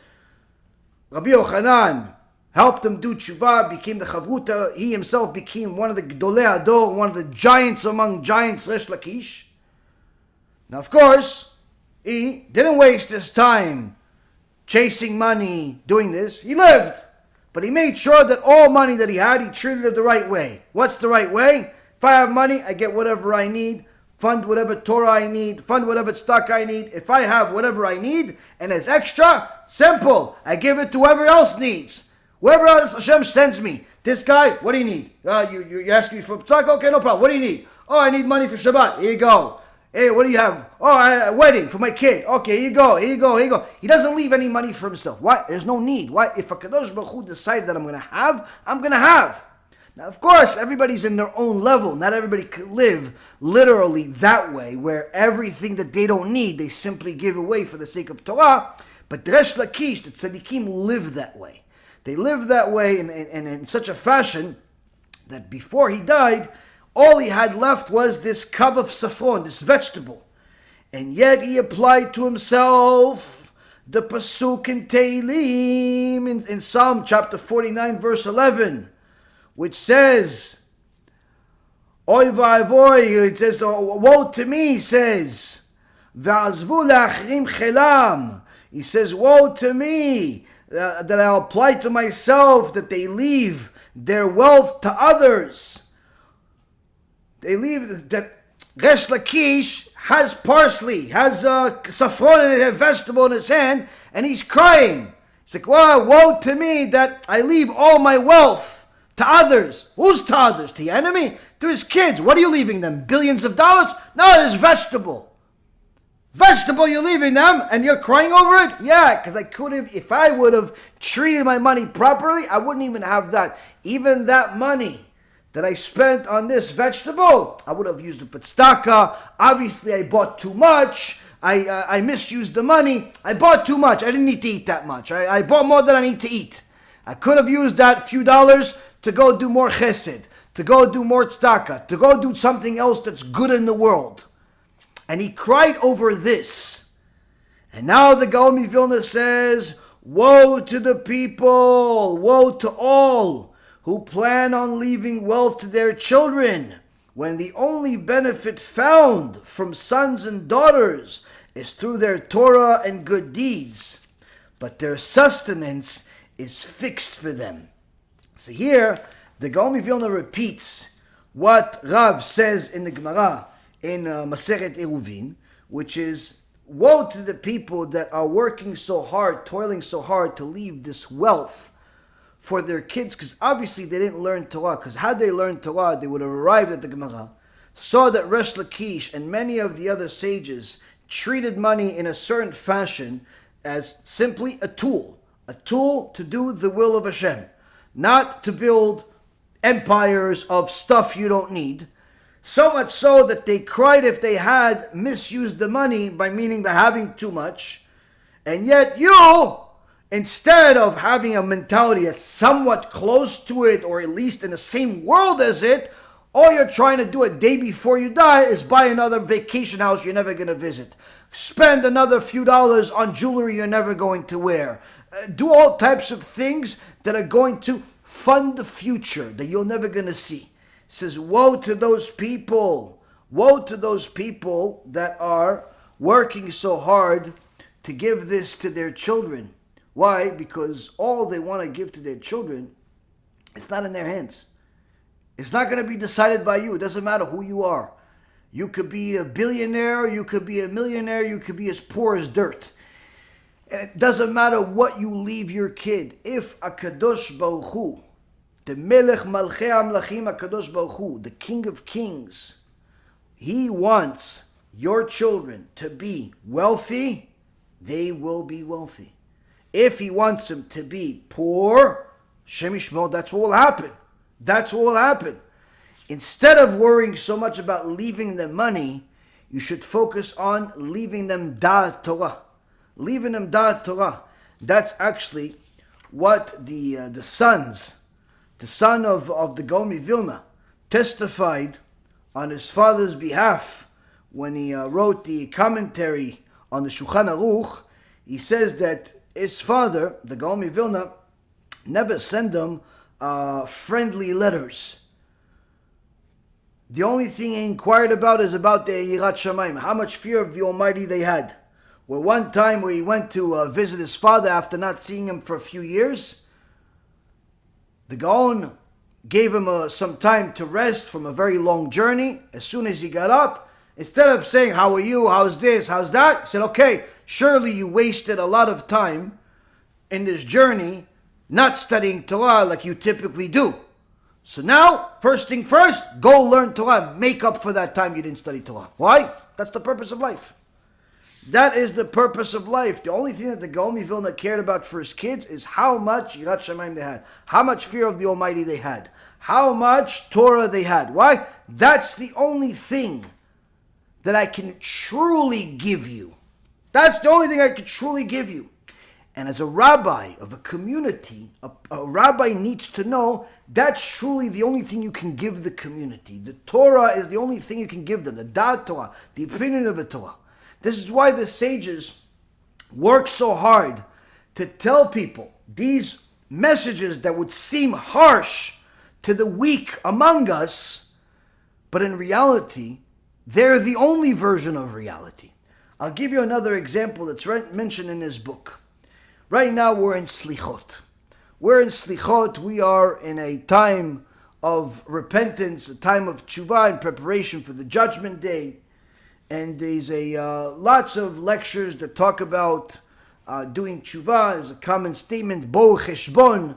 The sage, the Baalei HaMusar says, Bo Cheshbon, come to the accounting, is in essence, come to do self-accounting. Come to do a self-accounting of what sins you have to do Teshuva before it's too late, what mistakes you've made. Now there's also a sefer, a book called Bo Cheshbon. Now Bo Cheshbon was written by one of the Gdolei Ador from a couple of hundred years ago, Rabbi Akiva Iger. Rabbi Akiva Iger, a couple of hundred years ago. It's one of the Gdolei Ador, giant posek. Now, Rabbi Akiva Iger was gaon, like something out of this world. And with all of the things that he wrote and taught, the reality of life never escaped him for a moment of how everybody else is not necessarily always thinking that way. Hence the reason why he would often read this, tell this to his community, verbatim, where he would give them this announcement, word for word, and say the following: Ben Adam, human being, prepare for yourself provisions, meaning do a self-accounting, before the sun sets and it's dark for you. Before your flame is extinguished, prepare for yourself a path. Mend breaches that you broke through in your lifetime, before you are removed from this world. Know the God of your father. Coming are the days that you did not care for all your life. You must know and surely heard that to dust you will return, and you are mere dust in this world. To a place of shadows and darkness they will lead you, and until the grave others will accompany you. Please remember the day of your departure from your land, your birthplace and your father's house. Your wealth will then be as useless as your children, and they will be powerless to raise your arms. Better he be dead than alive, your inheritors will say. Blessed it is that we have reached the end of your days. Those born in your house will forget you. Barely once a year will they remember your name. That's once a year that there's the yahrzeit of the parents after the first year. Usually the yahrzeit's once a year. And that's what he's talking about. All your friends and brothers will abandon you. Even your wife will critique you. Why won't you remember the day that they will dress you in white shrouds and cover you with dark soil? Just some straw they will place under you from all the wealth for which you endeavored. A flame they will light at your head, and your feet will be pointed towards the door. Your acquaintance will surround you, and as saplings of oil trees your sons will stand. On their palms they will carry you, and into the deep pit they will lay you to rest. Your mouth opening will be covered, your eyes and broken shards on your face. Extra food will turn into worms and death. Nothing will remain but your bones. Your relatives and friends will return to your home, and you will remain there in the grave alone. See all this as if with all your eyes, with your own eyes, and repent from your sins. This is the announcement that the Gdol Ador, the giant among giants, would say to himself, to his family, to his community. This is what he would say. Not on a day of mourning, not on Tisha B'Av. This is simply a understanding of life. Before you go and dedicate all your life to acquiring something that perhaps your enemies will get in the end, or the kids that will be happy that you're dead will get, or the wife that is now married to somebody that you don't care for. You are spending all of your time acquiring stuff that you can't take with you. This is the mindset of the sages. And really, the more experience a person has in life, the more they see this to be the only truth that exists. You know, many times you see that young guys, young girls have zero patience. It's not even zero, it's like negative. And when they ask sometimes, oh, Rabbi, can you give me a blessing? And one of the blessings that Rabbi Ephraim says is for a person to have nachat yehudit. Nachat Yehudit. What's Nachat Yehudit? Nachat is to have like the comfort, the well person is going to have a certain comfort, spiritual comfort of a Jew. Now, when a young person hears Nachat, like rest, like something that's calm, they don't even understand why that's a blessing. Your average young person has no idea why to have nachat is actually a blessing. Why is that a blessing? I want to go get stuff. I want to go buy stuff. I want to go build stuff. I want stuff. That's the average person. Unfortunately, today, the age of children has increased. Children used to be, 10, 8, 6, 11. Today, 30, 40, sometimes 50. But the reality is that when you bless somebody with nachat, they have no concept of why this is even a blessing. Who understands what nachat is? Either someone that had a lot of difficulties in their life, or someone that has a lot of Torah in their life, or both. Why? Because you understand the value of nachat. You understand the value of having it. And you appreciate it and you yearn for it. But you also know that you didn't come to this world to rest. You came to this world to toil. One of the tools that HaKadosh Baruch Hu gives us in this world is that's going to remind us that we came to this world to toil is actually money. Is money. Why? Because not just the money to acquire, but also to think about and plan, what am I going to use this money for? What am I going to do with this money? Okay, so food I have. This I have. All the different things a person sometimes has, but yet they still have enough money to save a few shekels in the bank. Invest, do this, do that. For what? Now, many times when people ask about tzedakah and so on, we try to do our best to not really talk about money directly to people.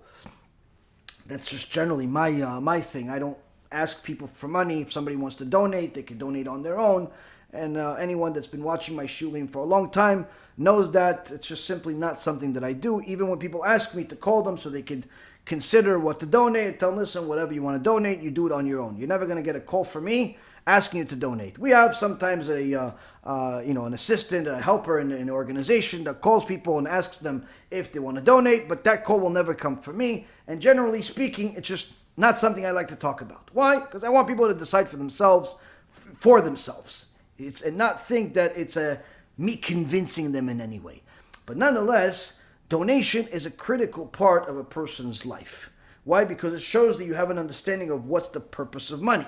Now, how much should a Jew donate? Chachamim tell us, Maaser v'titasher. A person has two types of money to donate. You have the Maaser, which is the tithe, and you have tzedakah. Now, tzedakah, every Jew is obligated, whether they're poor or rich, they have to give at least $1 a year. Now, of course, everybody in their own levels. If you're wealthy, you have to give obviously a lot more than $1. If you're poor, you have to give at least $1. But Maaser, that's the tithe, that's the 10%. Now, the Chachamim say that the promise that a person is going to become wealthy as a result of giving Maaser is only if they give 20%.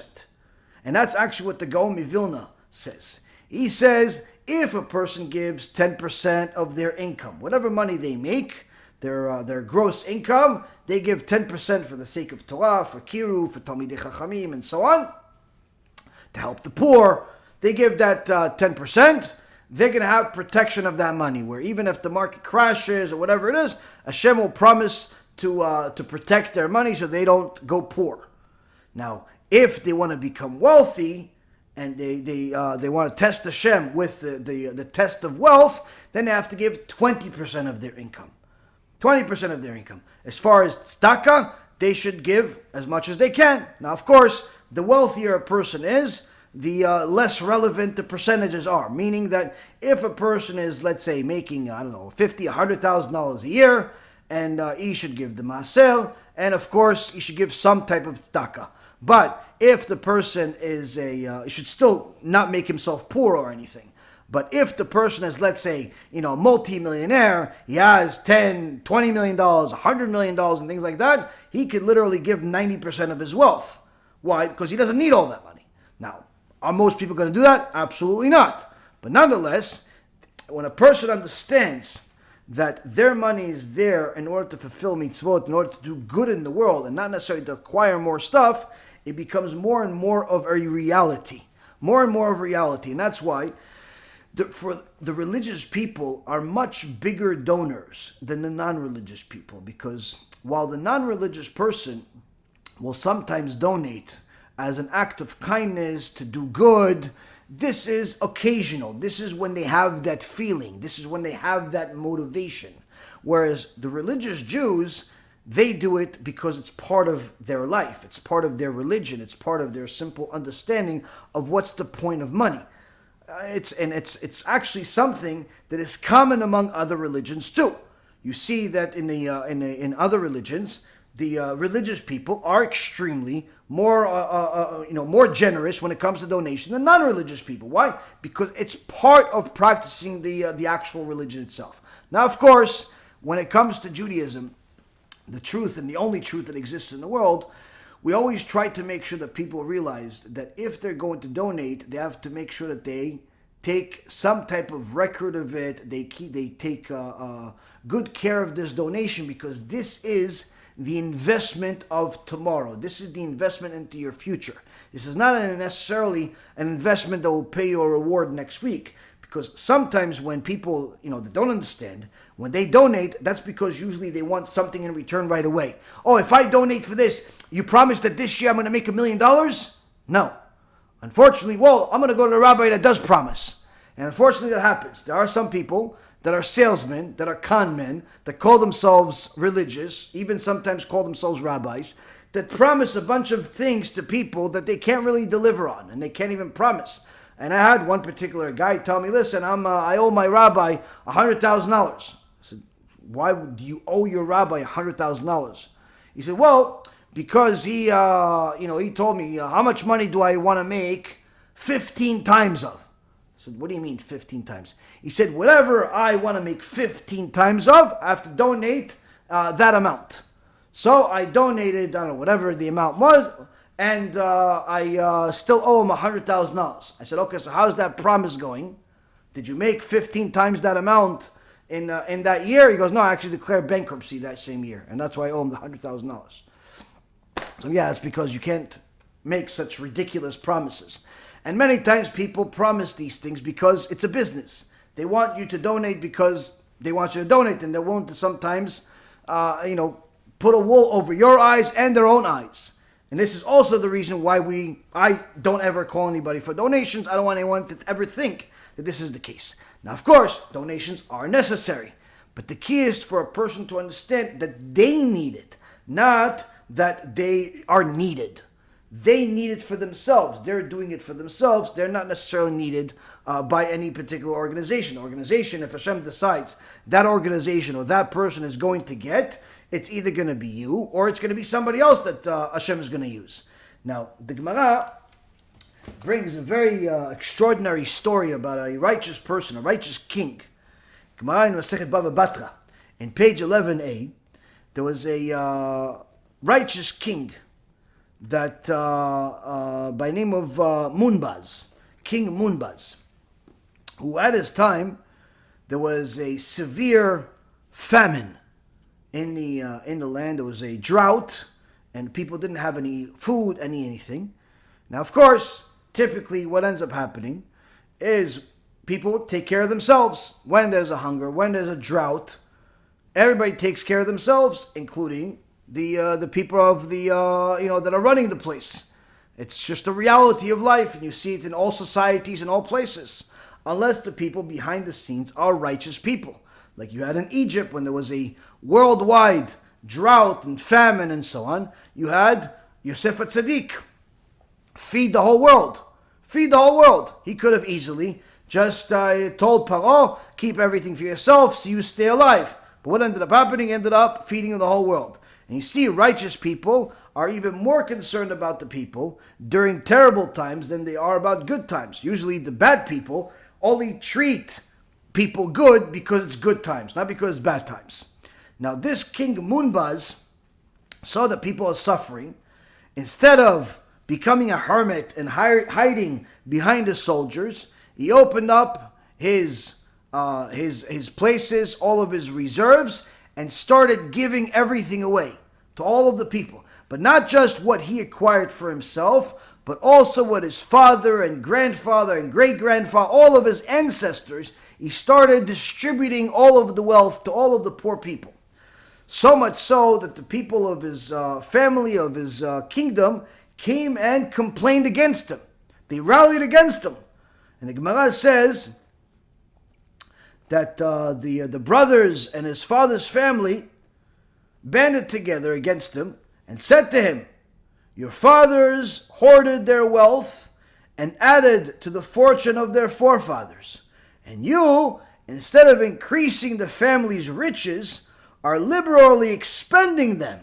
Why are you destroying the work of generations? The answer that King Munbaz gives, if a person understood it and applied it to their life, automatically their life becomes blessed. Their life becomes blessed. Why? Because they truly have an understanding of their purpose in the world, and even more so, an understanding of the purpose of money. So King Munbaz says to his family, my fathers hoarded wealth below on earth, but by giving charity, I have hoarded merit above in heaven. As it's stated, when truth will sprout from the earth, charity will gaze down from heaven. My fathers hoarded their wealth in an insecure place, meaning in a treasure chest over here. But I have hoarded my wealth in a secure place, meaning in heaven. As it's stated, charity and justice are your throne's foundation. These are all verses from the Torah. This one was in Psalms 89:15. My fathers hoarded something that does not produce fruits, but I have hoarded something that does produce fruits. As it stated, say of the righteous man that it shall be good, for they shall eat the fruit of their good. My fathers hoarded stores of money, and I have hoarded stores of souls, meaning those people that whom I preserved through my gifts of charity, all the lives that I saved.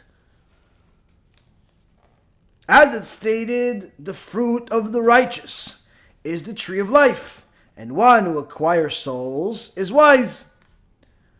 My fathers hoarded their wealth for others to use, meaning all the work that they did all their life, they hoarded, but they didn't get to use it. I'm using it. But I have hoarded the reward for my charitable deeds for myself. As it stated, and for you it shall be charity. They kept all the money, eventually they didn't use it. Me, I used all the money for myself. How? By giving it to all the poor people.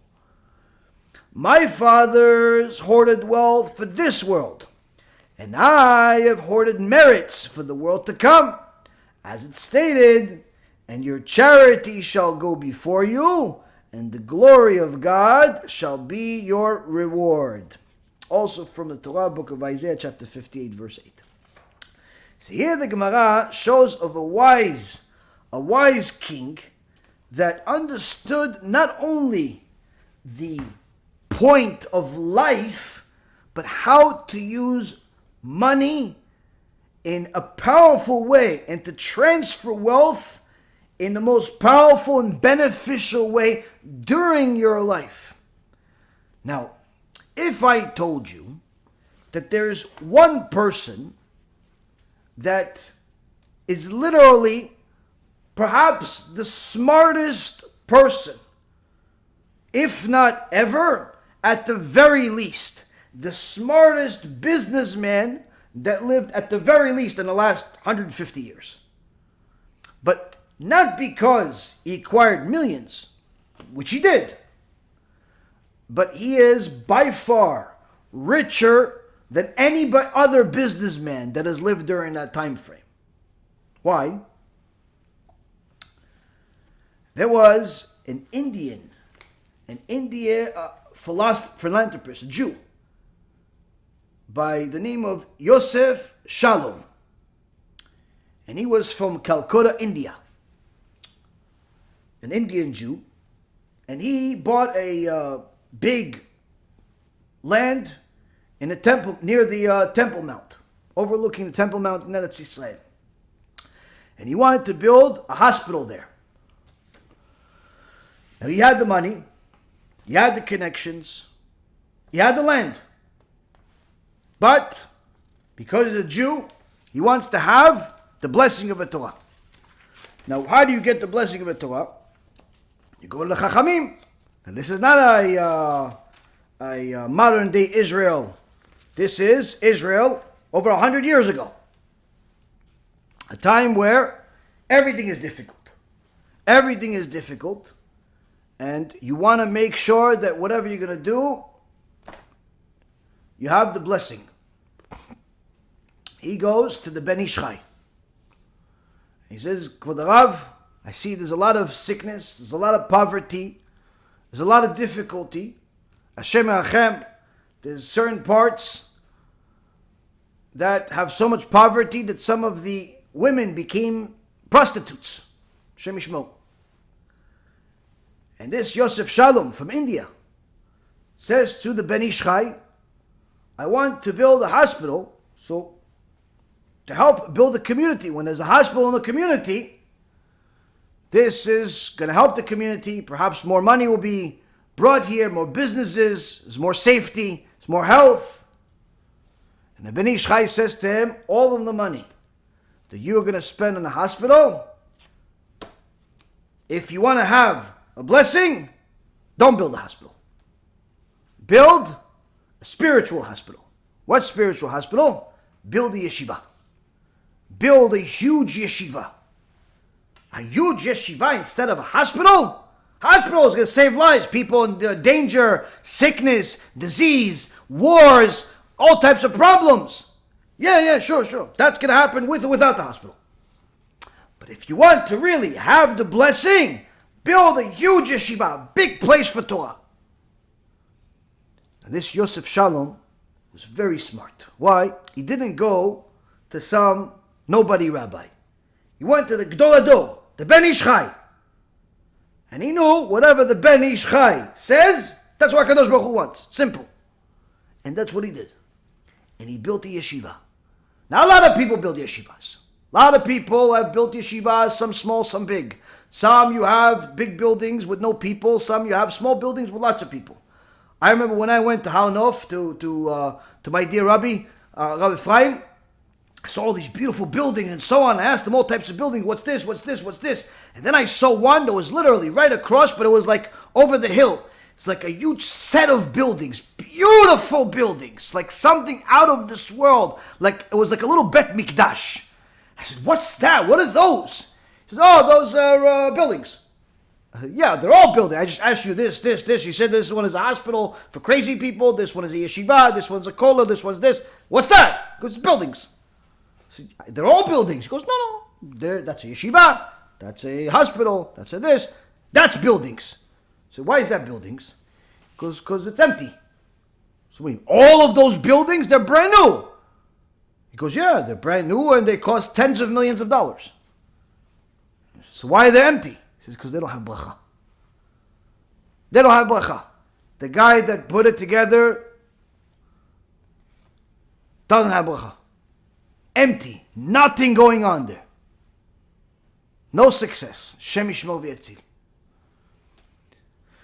This Yosef Shalom from India goes to the Gdol Ador and says, I want to build a hospital, I want a bracha from the Rav. The Rav says, no, you go build the yeshiva. And not only did he do what the Ben Ish Chai said to do, what the Torah said to do, but he received the blessing. But not just any blessing. He received the blessing that continues to reward him until this day that he's in Gan Eden, highest level. Why? Who are his Talmidim?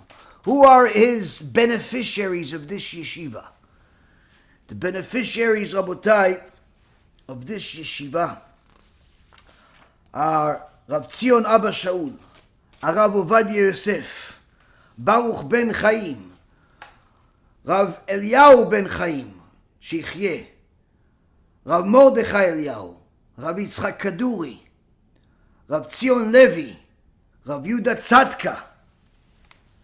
Literally, some of the greatest sages that lived, not just in the last 100 years, ever. The current Rishon LeZion, Rabbi Yitzchak Yosef, all learned in this yeshiva. But not just learned in this yeshiva, grew in this yeshiva. Some of them became the Roshei Yeshiva of this yeshiva that was called Porat Yosef. Porat Yosef Yeshiva, that until this day is by far one of the most, if not the most famous and successful yeshivot in history. Now, one of the other Talmidim, and not just Talmidim, but a family of Talmidim, that went to this yeshiva, another giant Chacham, that's also from the family of the Ben Ish Chai, and also from the family of Arav Yitzchak Kaduri, is Arav Yosef Chaim Ze'ev. Arav Yosef Chaim Ze'ev has the same name as the Ben Ish Chai, named after the Ben Ish Chai, was from the same family. Rav Yosef Chaim Ze'ev, Alav HaShalom, is the father of one of our very dear Rabbanim, very dear supporters and friends, Rav Ze'ev, Rav Yaron Reuven, that did our chuppah, did the Brit Milah for my kids. I just spoke to him yesterday. And every time I spoke to him, I get chizuk. For just simply, even if it's just a hello, you get a spiritual chizuk somehow. He's a genius, a tzaddik, a very special person. Now, his father, himself, Rav Yaron Reuven, his brother, Rav Nisim Ze'ev, the whole family went to Porat Yosef. But they didn't just attend Porat Yosef. Many people think, oh, you go to yeshiva, you learn, you become a rabbi, maybe you become a butcher, maybe you become a chazan, maybe you do some chuppah and kiddushin. Okay, what do you really contribute to society? What do you really contribute to society? Let me explain to you guys a few small things that this extraordinary family contributed. Arav Yosef Chaim Ze'ev, him and his kids, they come, like I said, from the family of Rav Kaduri, of the Ben Ish Chai. It's a dynasty of tzaddikim. Dynasty of tzaddikim. But not just tzaddikim, not just major Kabbalists, not just people that were extraordinary human beings in the Torah world, but in society altogether. Building society, where in those days there was so much poverty that the women became prostitutes just so they could have some money to eat. That's how bad it was. In Yerushalayim, Rabotai. In Yerushalayim, many people think, oh no, everybody was religious and therefore everybody was righteous. Not necessarily. There was driving on Shabbat in Yerushalayim at that time. There was prostitution everywhere. Because of the poverty, not because of people having disgusting desires like today where they do it for free. Poverty, outright poverty. And this huge tzaddik, this giant chacham, Rav Yosef Chaim Zev, saw this and knew there had to be something done. What did he do? Started a factory, an unneeded factory. To what? Come. You're Bat Israel? Come with me. No, I'm working. No, you work for me now. For what? Come over here. Bring her. Bring this one. Bring that one. Bring all the prostitutes. Come. You don't need to work anymore for this. I have a new job for you. No, but I make... Don't worry. Whatever you get paid, I'll pay you. Whatever more. I'll pay you more. What? Here. Brought them into a factory. Gave each one of them a sewing machine. Here you go. This is your job now. Does he need a sewing machine? Does he need them to sew anything? No. Doesn't need them to sew anything. But sew. Why? So you don't be a prostitute. You're a Bat Israel. You're a Bat Israel. He would save the people with his own dime, with his own blood, to make sure they don't sin. To make sure they do not go to desperate measures that they already went to. And he would literally clean the streets from prostitution and filth that was literally out of desperation, and put them all in a place, start sewing, and it would make money in a respectable way. In a respectable way. What else? He understood that there has to be a Beddin. He built the Vad Abavlim. The Beddin of the Bavlim, that until this day has a kollel of 120 plus Avrechim learning Torah day and night. They don't even go home. Avrechim, they don't even go home. They simply stay there learning non-stop. They go visit their family for Shabbat, and they go back and learn non-stop. Till this day, almost 100 years later. What else? The amount of disease that's out there, the amount of problems that are out there, was not the only issue. One of the issues was that the medical world wasn't as advanced as it is today. So practically every woman that would give birth would need a blood transfusion. What do? He started the first blood bank in Eretz Yisrael that today became the central blood bank of all of Eretz Yisrael. Started by the Zev family. A blood bank, the national blood bank, started by these tzaddikim. Why? There are people, they want to have kids, they're going to give birth. Why? Haram that they're going to die because of blood. Okay, we'll have a blood bank. And also, it helps people make parnasah.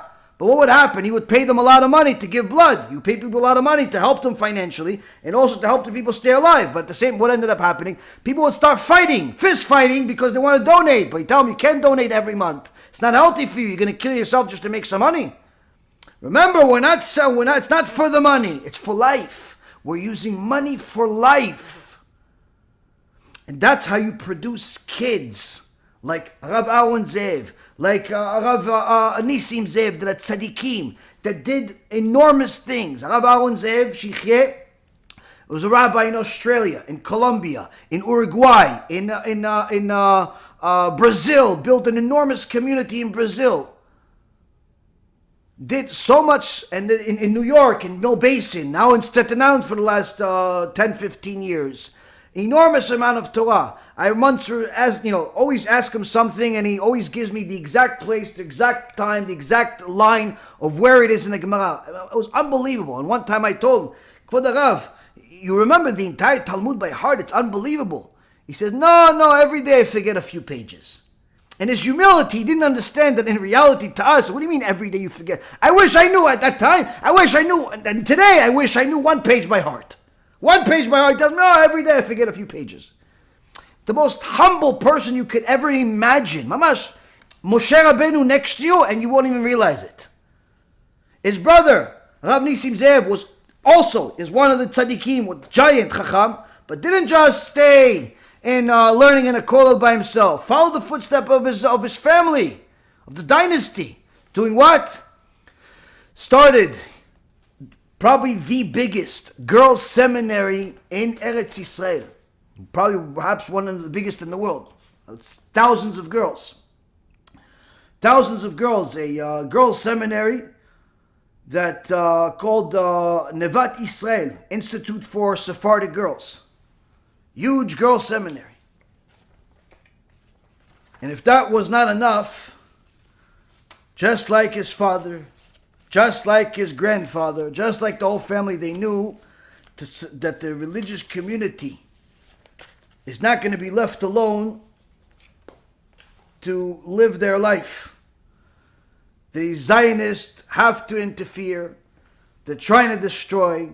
So what did they do? They started the Shas, started by Rav Nisim Ze'ev Shichyeh. Started the Shas party, who was then led by Rav Ovadia Yosef, but he was the head of it for almost 20 years, until Aryeh Deri took over, but started the Shas party. The Shas religious party, which is the third biggest political party in the Israeli Congress, in Israeli government. Now, this all started by not just tzaddikim, talmidei chachamim, rabotai, talmidei chachamim, people that understood what is necessary. What is necessary. And all the money in the world can be in your fingertips, and you can simply use it to build yourself another house, another cottage, another villa, another this, another that. Or you could build the community. You could build the Torah community with that money. You could build a dynasty with that money. A dynasty that will outlive you. A dynasty that will outlive all of us. Why? Because it'll produce new tzaddikim. The businessman turned tzaddik that listened to the Ben Ishchai didn't understand, perhaps, and I don't think it's possible for him to understand, what he was doing by listening to Da'at Torah. By listening to Da'at Torah and building the Porat Yosef Yeshiva.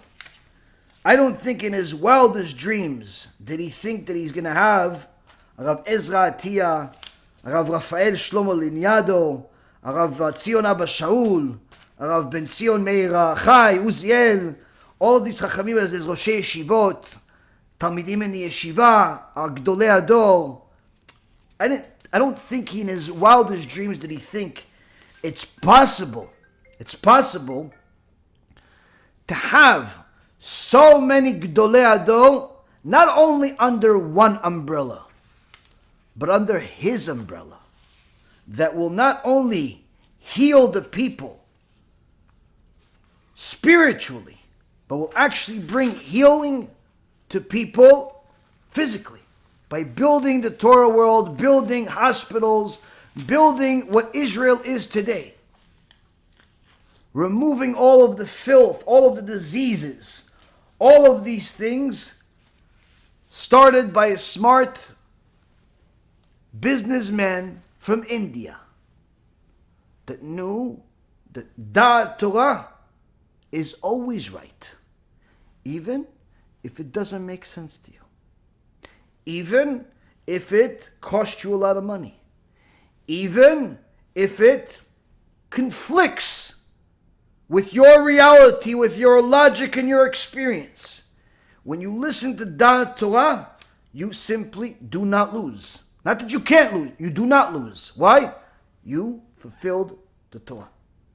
You fulfilled the will of HaKadosh Baruch Hu. Automatically, you've already won. From that second on, you've already won. Why? Because you followed the Torah by using the money that HaKadosh Baruch Hu blessed you with to do His will. What fruits will come out of it, only HaKadosh Baruch Hu knows, and maybe you'll have the merit to see during your lifetime. But surely you will see them after. And this, Rabotai, can only be done by somebody that understands that money is simply like a hammer. That's all it is. It's just a tool that HaKadosh Baruch Hu gives you to build or you destroy your own olam haba. When a person understands these things, when a person understands that money is a tool that they can use to do a lot of good with it, when there's a campaign to go, like we want to do, for example, feed 10,000 people for Rosh Hashanah and the holidays. We already sent a bunch of money to get things ready. B'ezrat Hashem, we'll start the campaign soon to feed people. When people come to you with something like this, or you see something like this, you don't say, oh yeah, whatever, I'll give, whatever little change you have in your pocket. Person says, this is an opportunity for me. This is an opportunity for me. Yeah, what about buying an aliyah at the Bet Knesset and looking like a big show-off in front of everybody because you can afford to buy $20,000 worth of stuff? Yeah, you can do that too, but you have to. The more Torah you understand, the more Torah you know, the more you realize which one is the right thing to do. Which one is the right thing to do? A person can say, listen, I'm going to go spend $50, $100, $200,000 even to go buy a Sefer Torah. Sure, you can do that. It's a mitzvah. Or you can take the same amount of money and fund kollel, avrechim, that are living Torah for a year, for 2 years, depending on how many people and how big the kollel is. Our kollel in Eretz Yisrael only has a half a dozen talmidim in it, all dayanim, serious people, that, Baruch Hashem, we pay them generously, but nonetheless, still nothing in comparison to what people think is necessary to live. But nonetheless, that kind of money could fund the kollel for a while. Few months, you have yourself people learning Torah day and night just for your sake. Or you could have a Sefer Torah that someone's going to use, maybe, once a week, twice a week, 3 times at best. When a person understands Torah, he understands where it's better to invest the money. He understands where better when a person doesn't understand Torah, he understands where he's going to get the most amount of recognition, most amount of kavod. And that's the problem. It's that the money is there to fund the Torah. The problem is it's going to the wrong places. It's going to the wrong places. And many times people expect to get a big blessing for the donations that they make, and they end up being disappointed because they don't get the blessing. And they ask themselves, I don't understand. I donated X amount of money for this. I donated X amount of money for that. And instead of blessing, it seems like I get curses. Well, perhaps you sent it to the wrong places. Perhaps you invested in the wrong things. Instead of investing in helping Jews do Teshuva, instead of helping people learn Torah, you invested in advertisement for yourself in the community because you donated in front of people, or you donated to things that are really not needed. So, why do you think you deserve a blessing? Well, isn't it all Torah? Yeah, it's all Torah, but there's also levels of necessity and priority. It's just like saying, looking at a wheel from a Lego set and say, okay, use that for your brand new truck. Well, I can't use that. Why? Isn't it all wheels? No, but there's a wheel for a Lego set and there's a wheel for a truck that you need to drive in real life. Stop being so picky. Okay, so Hashem's going to say, okay, you stop being so picky too. You did something, he's going to give you a little Lego set. Blessing. Or you did the right thing and he's going to give you a crane and an entire construction set of real tractors and forklifts of blessings. It all depends. It all depends, Rabotai. I've seen people that have made donations that are in the spare of the moment. They just got the bug and they donated a bunch of money, and sometimes they got a blessing right away, sometimes they didn't. But then I saw other people that didn't necessarily make huge donations, but they were consistent. Every week, every month, every couple of months, depending on their life, they'll make the same donation on a regular basis, or just simply a donation to the same place on a regular basis. And you see, without even asking, the donation continues to grow. Donation continues to grow without asking, without anything, and you already understand. Why is a donation growing? Because it's working. When he first started donating, he was donating $30 a month. Now it's $3,000. What happened? The guy was barely, because after 4 or 5 years of donating for Kiruv, the Baruch Hashem, the blessing started coming and the income started coming too. But then you have other people that will ask you for every favor under the sun, ask you to name their companies, ask you to name their kids, ask you to bless every single person in their family, because they want to donate $150 one time in a blue moon. And then they're disappointed that you're not really taking their calls. The reality is, Rabotai, people need to understand, if you're going to invest as much into the Torah as you do into your business, for sure the business will be blessed. But if you invest everything into the business and only randomly into the Torah, then randomly you'll get blessing and randomly you'll get curses. Why? Because the Kadosh Baruch Hu is the one that's running the random. Because there is no random. He just says, sometimes I'll give you this, sometimes I'll give you that. Why? Because you're not consistent. Therefore, the blessing is not consistent. Because you don't understand the value of money and what the purpose of it is, and you're transferring all of the wealth that I'm giving you into the places that you deem fit, rather than the places that I tell you is fit, then HaKadosh Baruch Hu does what he does. And it's so clear. It's so clear when a person has bracha in their money.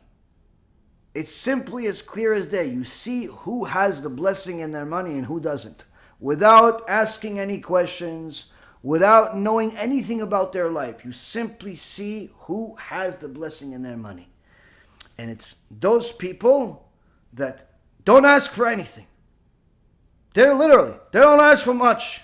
But what they do is they're consistent and they're investors. Why? Because they know what they're doing is for themselves. That donation is for themselves. It's not for anybody else. It's not for the rabbi. It's not for the community. It's not for the synagogue. It's for themselves. They're investing for their own olam haba. This is exactly what helps people in the Torah world. Leave the shtendel, leave the Gemara, leave the dayanut, leave everything and go build things because they know they're doing chesed for themselves. They're doing kindness for themselves. They're not doing anybody else a favor. If HaKadosh Baruch Hu wants all of those people to eat, he doesn't need Be'ezrat Hashem to feed them.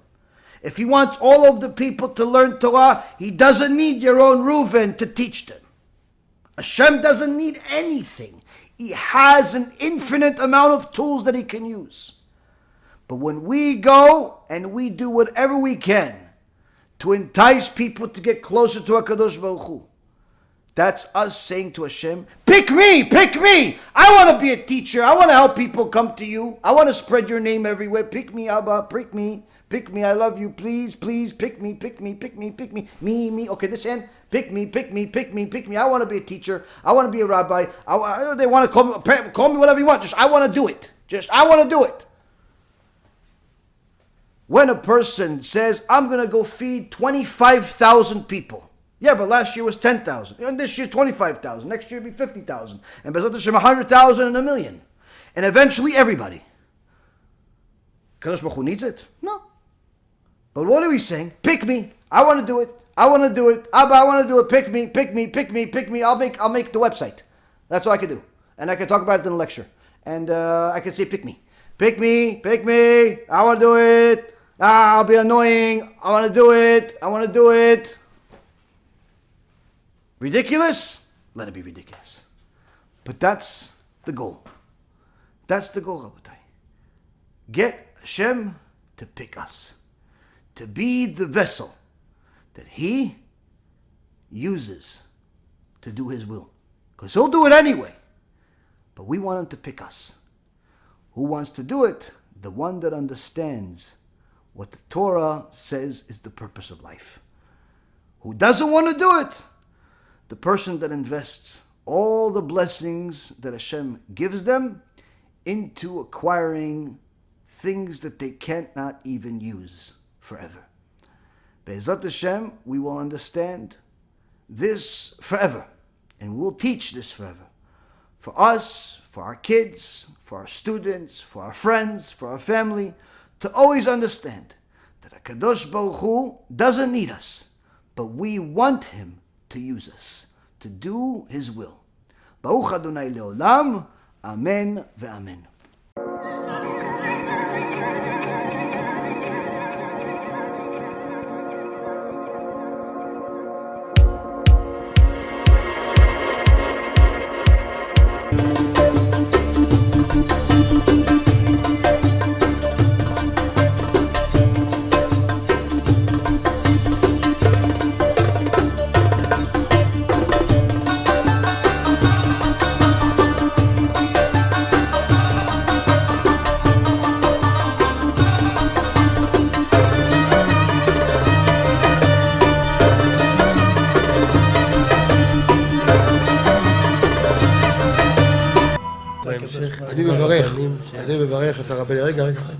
רגע. אני מברך את הרבנים, הרב ירון ראובן, הרב אפרים כחלון, ראשי ארגון בעזרת השם, שהלכו בפי עליון, שעלו מעלה, יהיה להם ברכה והצלחה. הקדוש ברוך הוא ימלא בישועות ליבם לטובה ולברכה, שבכל אשר יפנו ישכילו ויצליחו. יזכרו לעשות כאלה וכאלה, הודיעו תורה לאדירה, אמן ואמן. בעזרת השם רשת בכל הארץ. הוא היהודי הזה, הוא היה מיליונר, סגר את כל הביזנס, אמר אני משקיע פה בעולמה של תורה. איפה הוא גר? בפלורידה. פלורידה, איפה זה פלורידה? באמריקה. מיאמי. כן, ליד. אנחנו שם עכשיו הולכים להקים קהילה ספרדית. חזק אותו בשמי. קהילה ספרדית גדולה. תעבירו מה שבירכתי אותו. כן, קהילה ספרדית גדולה.